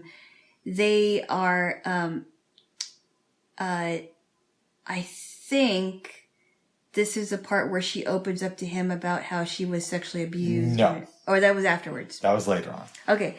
So he takes Truman and her on this ride. They get to this beautiful mountainous. Not quite. Okay. Are you going to tell the story? All right, go ahead. Okay, actually, I think maybe you should fill in the gaps. Sorry, babes. I love you. Can I get a kiss? Yes, I can. Okay. Yes. All right, you fill in the gaps. Okay. Sorry, I'm mixing up the order. That's okay. And I maybe could have been nicer about the way I expressed it, but... Thank you. We're not living in the past, okay? So, he takes Corinne out to this beautiful area and say, this is where we're going to have our hospital. We find out that homeboy from the mental ward, who's super successful... Mitch? No. From the mental ward. The super successful guy is going to give him the land. Oh, Arthur. Yes. Arthur, yeah. Arthur. And Corinne's like, Pass, this is your dream. I don't really care about this. Yeah. I want to be a real doctor, not play around with you. Not play around with you, yeah. But he keeps working on her, and he keeps working on his other friends. Truman. Truman. And eventually they're like, all right, we're going to help him out with this. Get the hospital started. And it's more of like a commune than a traditional hospital, right? Yeah, there's all these fun things. There's like slides and whatever, like anything that a kid and the young at heart would just love. Yes. to have. And meanwhile, he's still in medical school. He wants to graduate. But the Dean Walcott doesn't want to hear much of it. So he goes to Dean Anderson and says, look, I want to graduate. And meanwhile, I don't think they know what's happening behind the scenes. No. They don't.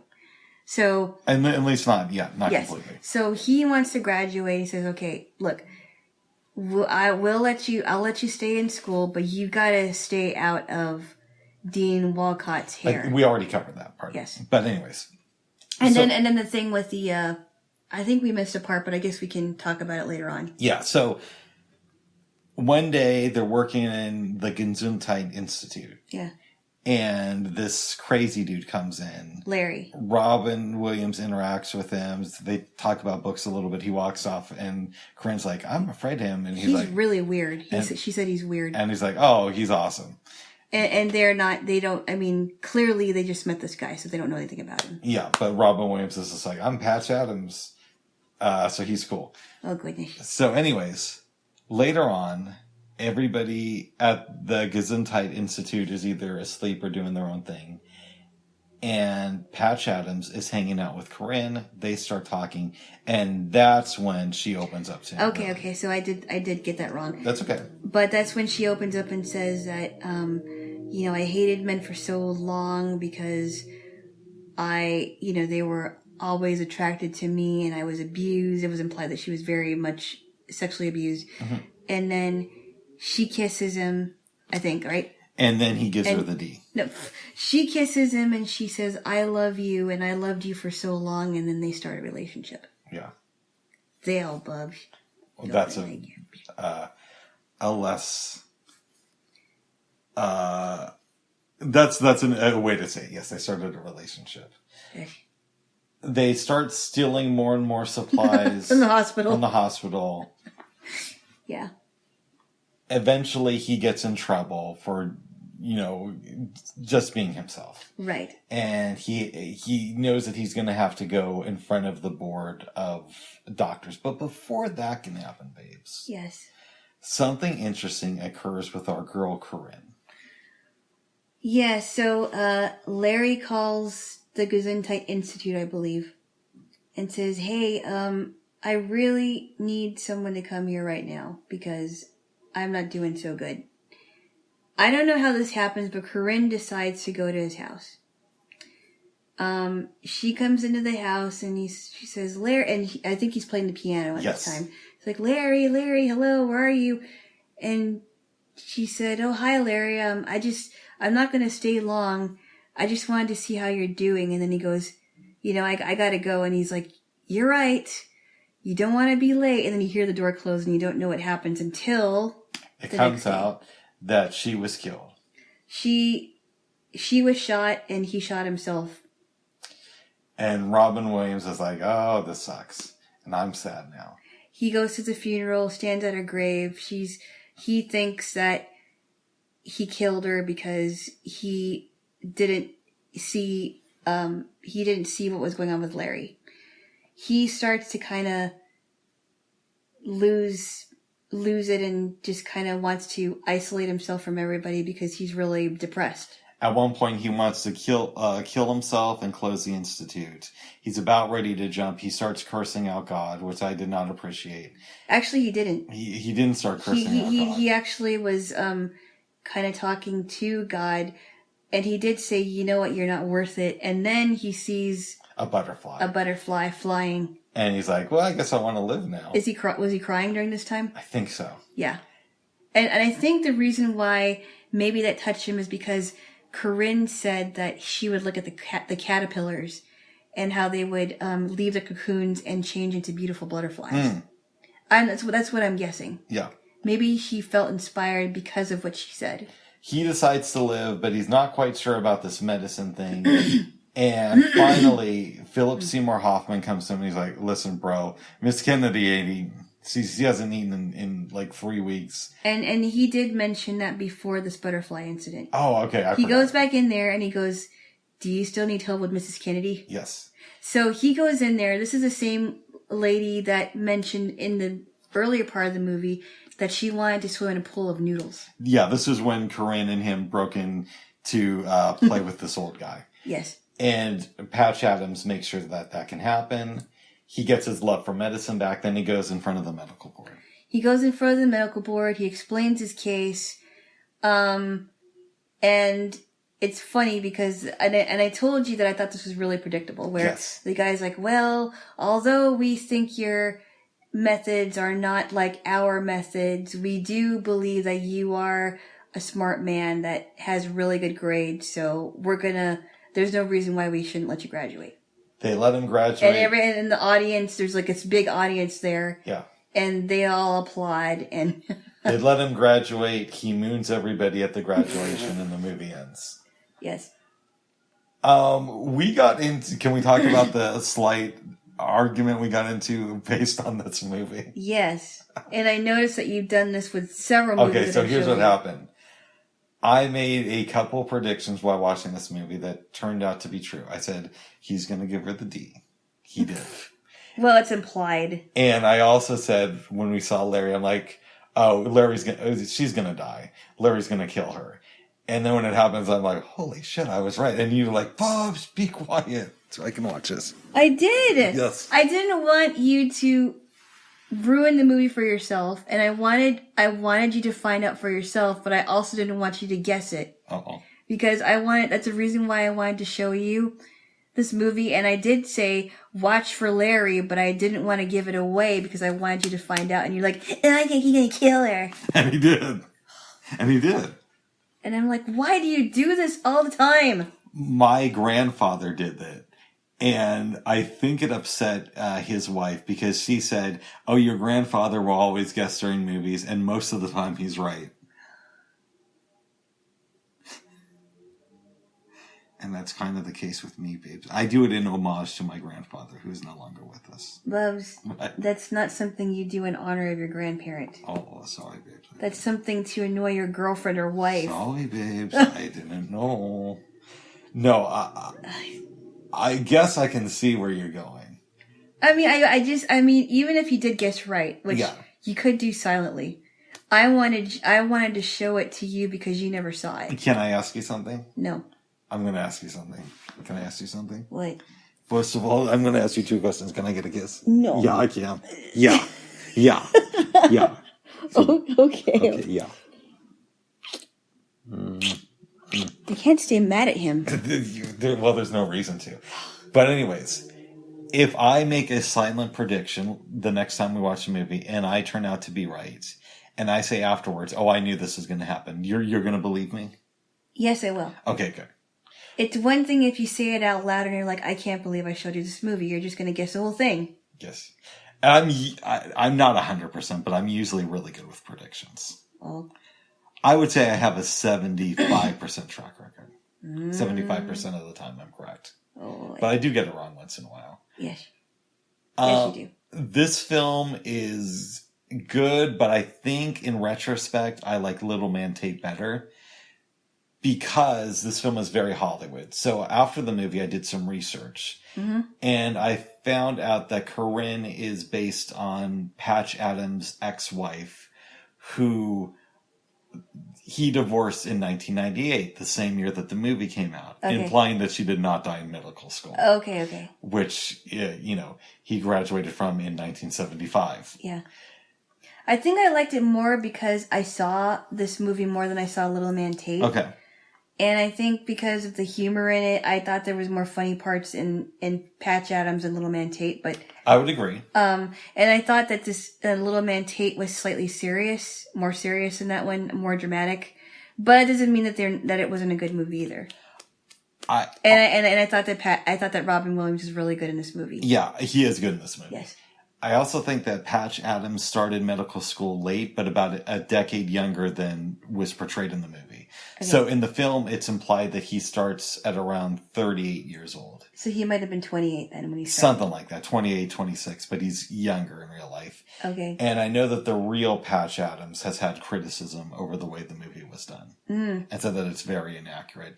Because I don't want to get his claims wrong, but based on what little I read, I think, believes that while he does focus on humor, it's not his only method of treating patients. It's not his only method, and he probably mixes it with medicine too. And yes.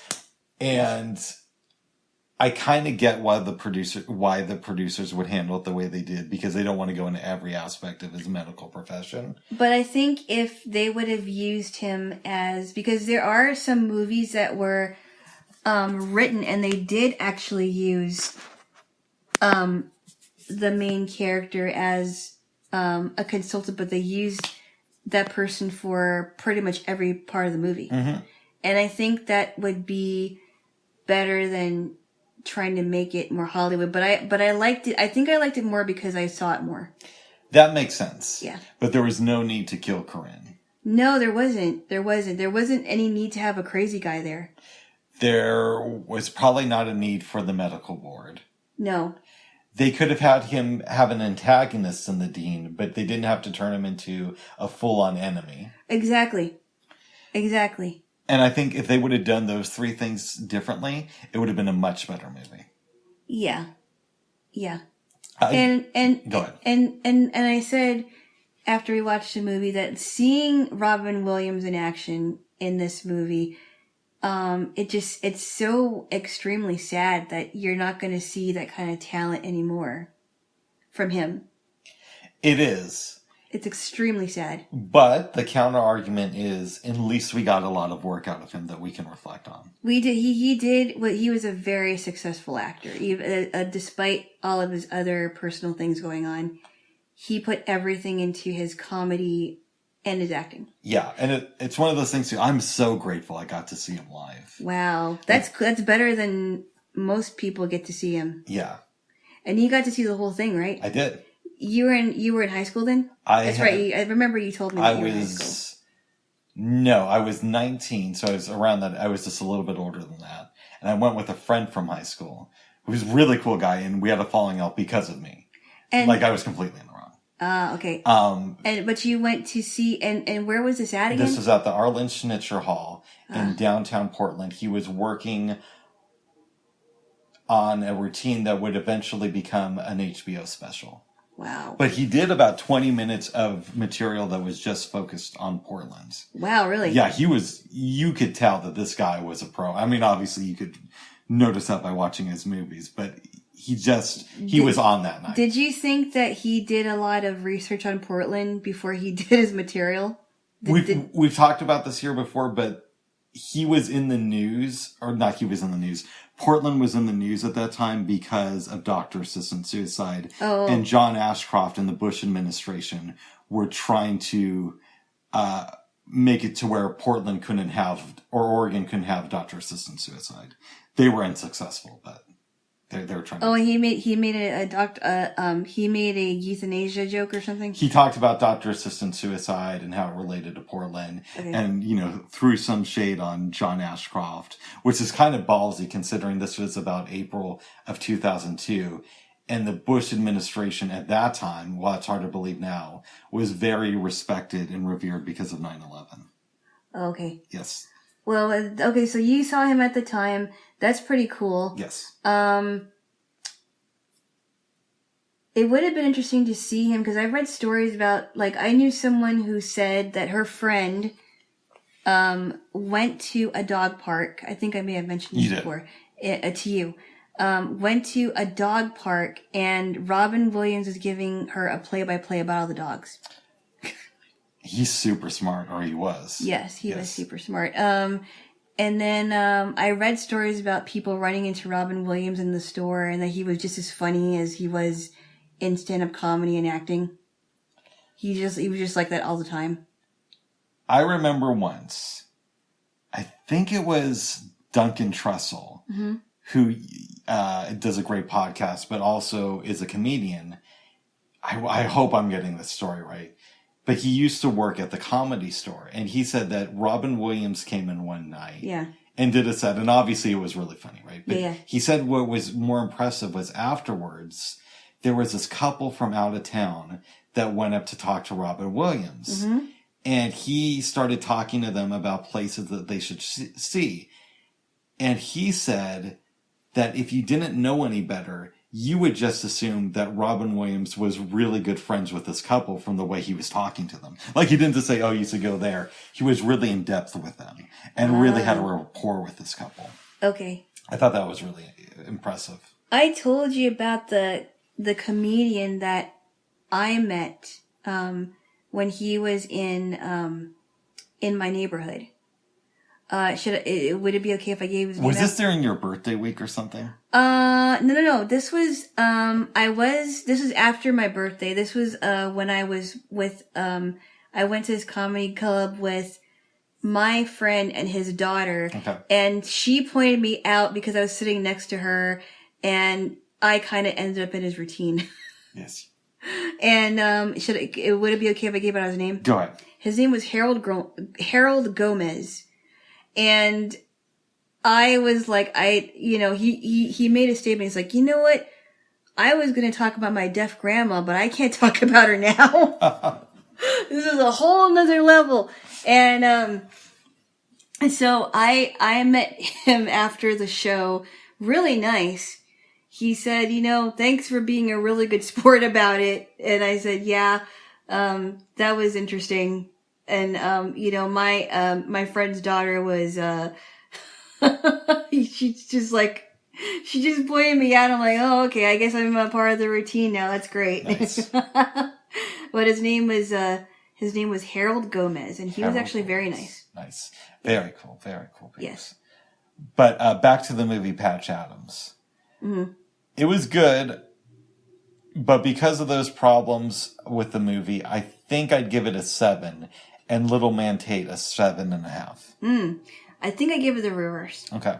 I'd give Little Man Tate a 7, but I would also give Patch Adams a 7.5 just because of how often I watch those two. But they're both like relatively in the same category. Let's ask a few questions about this movie. Okay. And again, it gets a little bit dicey when you have a film based on a real life situation. Right. And the person who it's based on isn't a big fan of the movie. Isn't really, is kind of critical of it, yes. Yes. So what does the character of Patch Adams teach us about pushing back against the system? Sometimes there are cases where old ideas don't work all the time. Especially with doctor and patient relationships. Some doctors are just like being a doctor by the book. You gotta prescribe this medicine.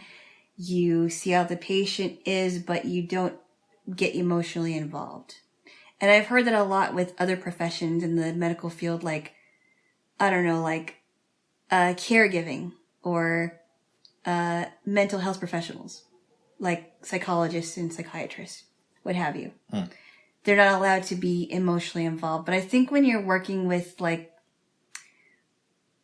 pediatricians and family physicians and being a doctor at the hospital, I think there's something to be said about having the emotional capacity to help them improve the quality of their lives, but also help them through a death situation. It's easier said than done. But I think it's easier said than done, yes. Yeah, because I'm sure there's been doctors who have gotten involved with their patients' lives. And I told you that my mom was a nurse's aide back in the day, and it was very difficult for her. Yeah. And that's obviously very different than being a doctor at a hospital, but there's some crossover there. I think maybe might be safe to say it could just be like a case-by-case basis. Mm-hmm. There are doctors that are really good at being emotionally available, but also being a medical doctor first and foremost. Yes. So there are some doctors that can really be that. I remember one of my doctors in the hospital, I'm not going to give his name out. No. But he took his job seriously, but he also got emotionally involved, maybe at the point to where this is somebody's family member. This could be my daughter. I have to treat her right now because if I don't, she's gonna die. and I have to take this seriously. And I want my staff to pay attention, because if they don't pay attention, they're not going to get this. And I have to be, like, he has to be really, really, I remember that I think it might have been one of the nurses or one of the staff members, because he was talking to my family, and he actually said, be quiet, I'm talking, I have to get this, I have to talk to the family. I have to ask you to be quiet, or whatever it is. But he took his job seriously, but he also knew that this is a very emotional time for me and my family. And he treated it as if, like, this could be my kid. This could be my daughter. And I want to, and I was really grateful to him, because he really made sure I got the best care. I've not gone through cancer. No. And hopefully I'm not going through it now, even though I had a stomach thing this morning. It might just be diarrhea. Hopefully that's what it was. Okay. Although I do have this weird pain. But it could just be diarrhea. Hopefully it's just diarrhea. Okay. Cha-cha-cha, diarrhea. But we don't need to talk about my bathroom habits right now. I read a book that I believe I told you about called Dear Marcus. Mm-hmm. And it's about this guy who was shot, ends up in the hospital, but he was a little kid. Yeah. It's a true story. Yeah. One of the things that has stuck with me about the book, he was about 11 or 12 when he went into the hospital. Mm-hmm.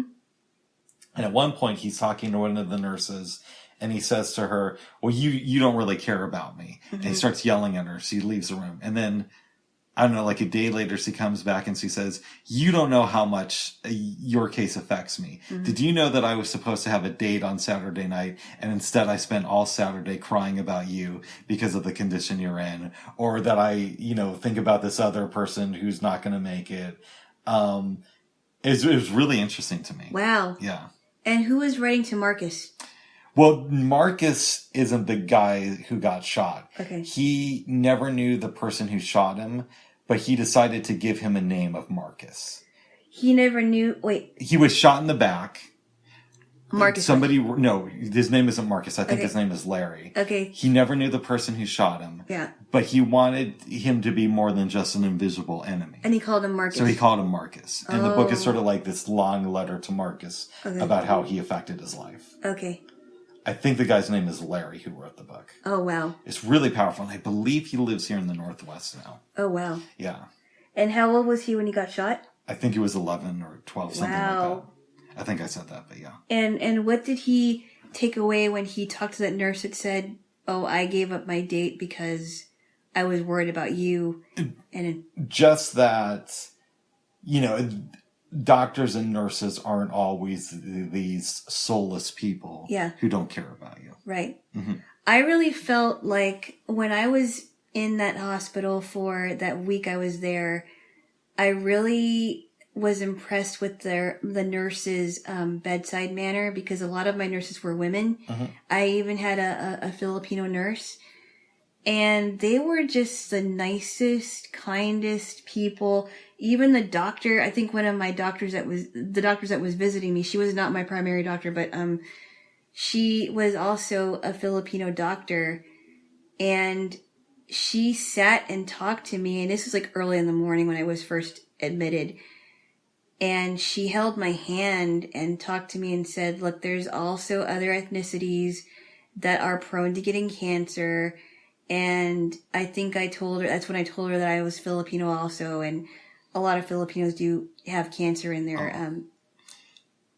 families. Not everybody. So is that like a stereotype? You know how people make racial stereotypes about Filipinos? Those Filipinos, they always get cancer. No. Okay. It's just in the some people are more prone to it. It doesn't mean it's not a racial thing. You know how those Filipinos are with their cancer. No, I don't think all Filipinos get it, but there are a lot of Filipinos that have it in their families. Oh. Just like in Black families, there are Black people that have that are prone to sickle cell anemia. Yeah, that's a big thing. It is. So it's not a racial thing. It's just in their DNA. Oh. If that makes any sense. Yes. And I thought, wow, I mean, if a doctor can hold a person's hand who's going through, because it was a really, really rough night for me. And the nurses are just, I really felt like they cared about their patients and they cared about me. And I didn't feel like, oh, they're just doing their job. They really took initiative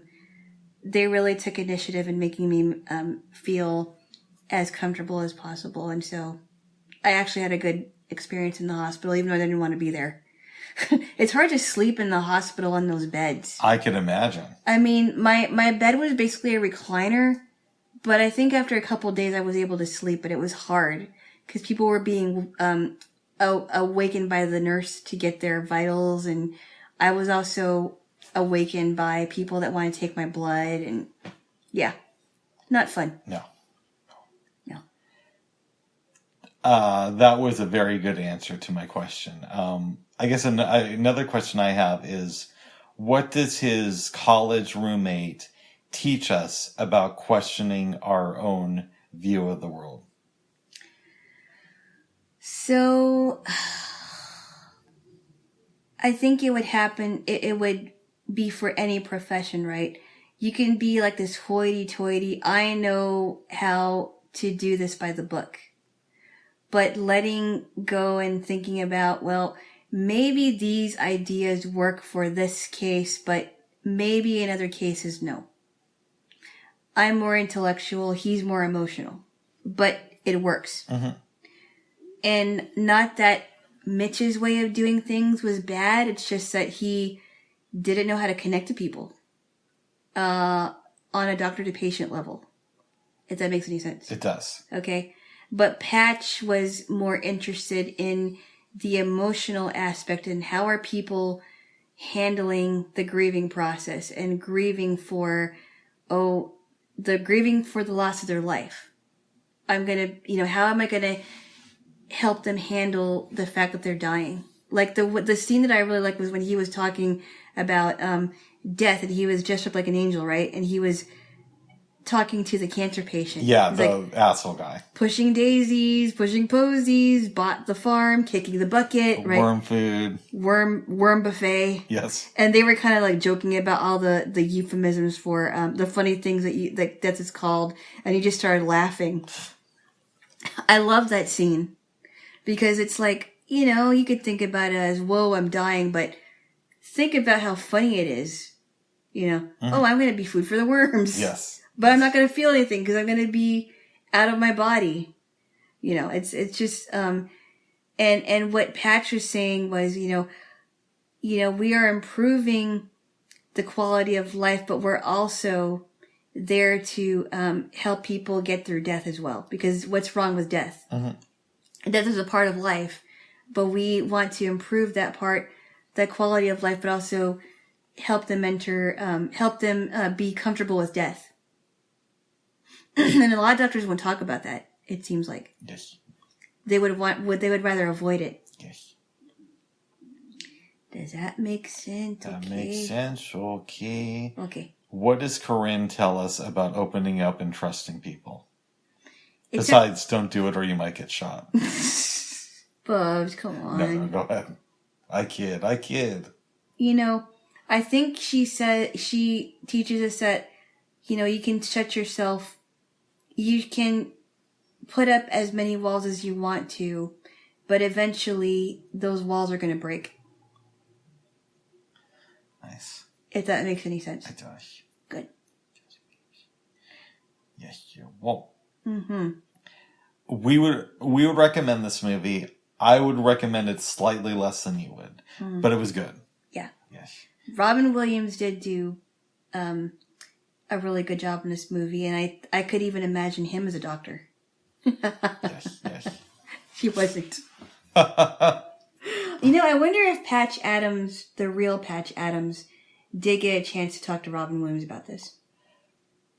I think they might have met. I'm sure that they probably ran into each other on some occasion. Yes.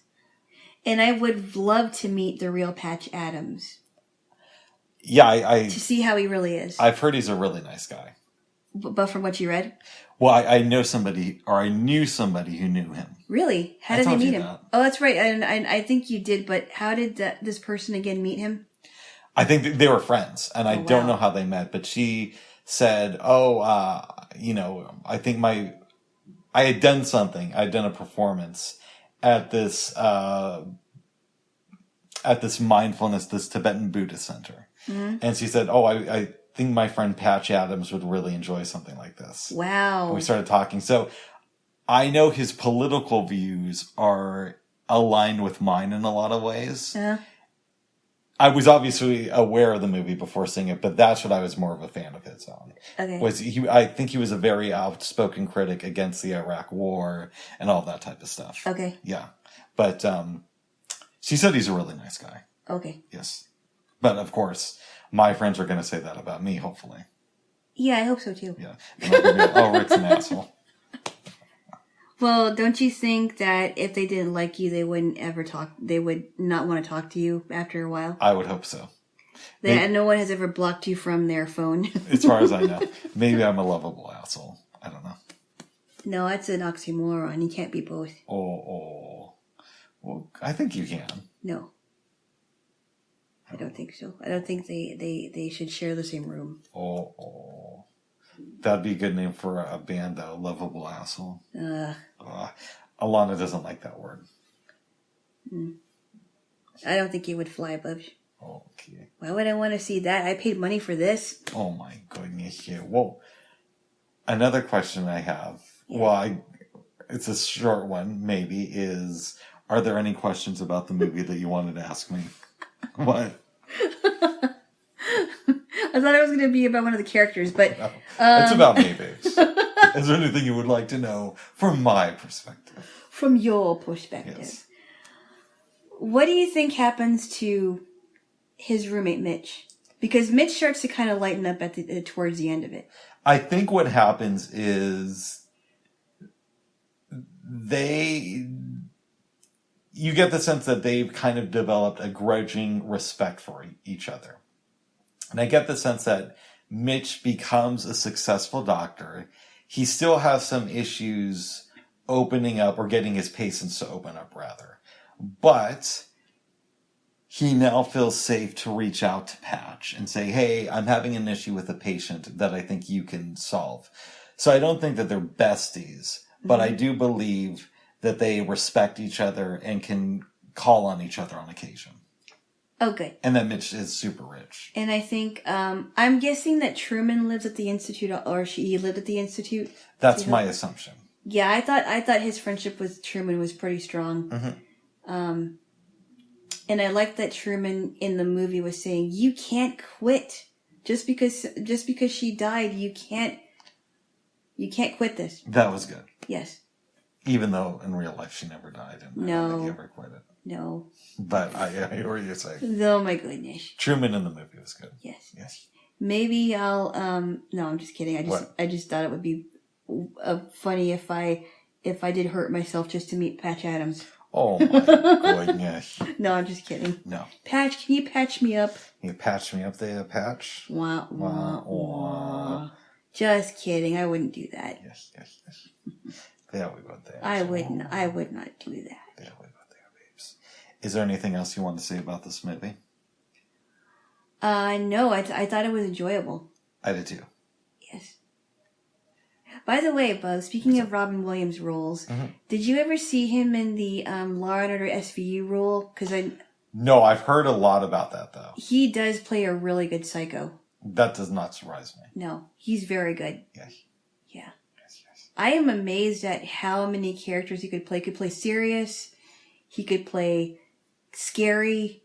He could play crazy. And he could also play funny, obviously. I remember when the movie 8 Mile came out, starring Eminem. Yes. I really enjoyed the movie. But, have you seen 8 Mile? I believe we talked about this. No, I haven't. Okay. We gotta change that at some point, but not necessarily soon. And you said he was really good in it, too. Yes. But he also plays a version of himself. In any event, he's promoting the movie.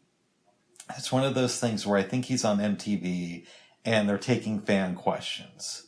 One of the questions was something to the effect of, who's an actor that you admire and that you would want to have an acting career like? And he says Robin Williams. He says Robin Williams does funny really well, But if you look at his dramatic roles, he makes you believe in the character. And he gave pretty high praise to Robin Williams. And I enjoy would agree. that. Because I thought he was going to give some bullshit answer like, oh, there's no actor like me or something. But he gave props to Robin Williams, of all people. Well, why? Well, yeah. I mean, he's like up there. He's really a distinguished actor. You know, I mean, who wouldn't want to emulate Robin Williams? Yeah, I mean, he's with the comedy greats. Yes. He's up there with the comedy greats and one of the great actors. Yes. So that makes a lot of sense. Nice. Yes. But was that his first movie as an actor? No, he had done a couple of small parts. He was Eminem did it. Yeah, he was in this movie called The Wash that Dr. Dre and Snoop Dogg did about a year earlier. That was pretty bad, if we're going to be honest. Okay. And I think he had small roles in other things, but this was 8 Mile was his first starring role. Okay. In a major motion picture. Wow. Yes. Okay. Yes, you will. Anything else you want to say about the movie? No. No. I did like the song "Lose Yourself" though. That was good. That is a good song. But I think that both these movies are worth watching. Take out the popcorn, take out the tissue. You'll enjoy it. Yes. I didn't cry during either of these movies. I didn't either, but that might make you cry. Fun, or in case you want to have some fun with yourself. Oh! Bubs. Sorry, babes. Well, I guess if, since there's a rim shot, brum bum. Yeah. Babes. Yes. Did you have any dreams last night? I don't believe I did. I did. You did? I dreamt that I was helping somebody work on a rap album. And as we were making it, it was becoming more and more clear that this was morphing into my album. I'm trying to remember if I did have a dream. Did I tell you about a dream this morning? No. I don't think I did. So I was featured on every song. I was doing my own songs for the album. It was just becoming the Rick Project. Well, Bubs. What? When you make your poetry LP, right? You want to make an LP. I do. Why don't you call it the Rick Project? I might do that. Yeah. Yes. Or It's My Thing. It's my thing. Actually, the Rick Project sounds really cool. Thank you. Yes. We'll see what happens there. Whoa. There was a group in the 90s called the Tony Rich Project. That sounds familiar. Didn't you? Yeah, you remember them, right? They did Nobody Knows It But Me. Oh, okay. Yeah. And then wasn't there a country version of that song? Somebody did make it, I think, but I like their version better. Yeah, because theirs was more R&B, right? Yes. Yes, the Tony Rich Project. I'm crying. Was that the same guy that was in Tony? I don't know. I don't know either. They had multiple people. But the Tony Rich Project did Nobody Knows It But Me. Nice. Yes, it's a good song. There we go, Jill. Whoa. Yes. Yes. Didn't you say that you were supposed to see that one guy or Raphael, whatever? Okay, so what had happened was this was maybe 3 weeks before the shutdown. Raphael Sadiq played, I want to say, the Crystal Ballroom. And I was thinking about going, but decided not to. Because it was like $40 a ticket. It was starting kind of late. In retrospect, I really should have gone and seen him. But he was from what group? Was it Tony, or was it... He was from Tony. Okay. And I believe he was also involved with Lucy Pearl.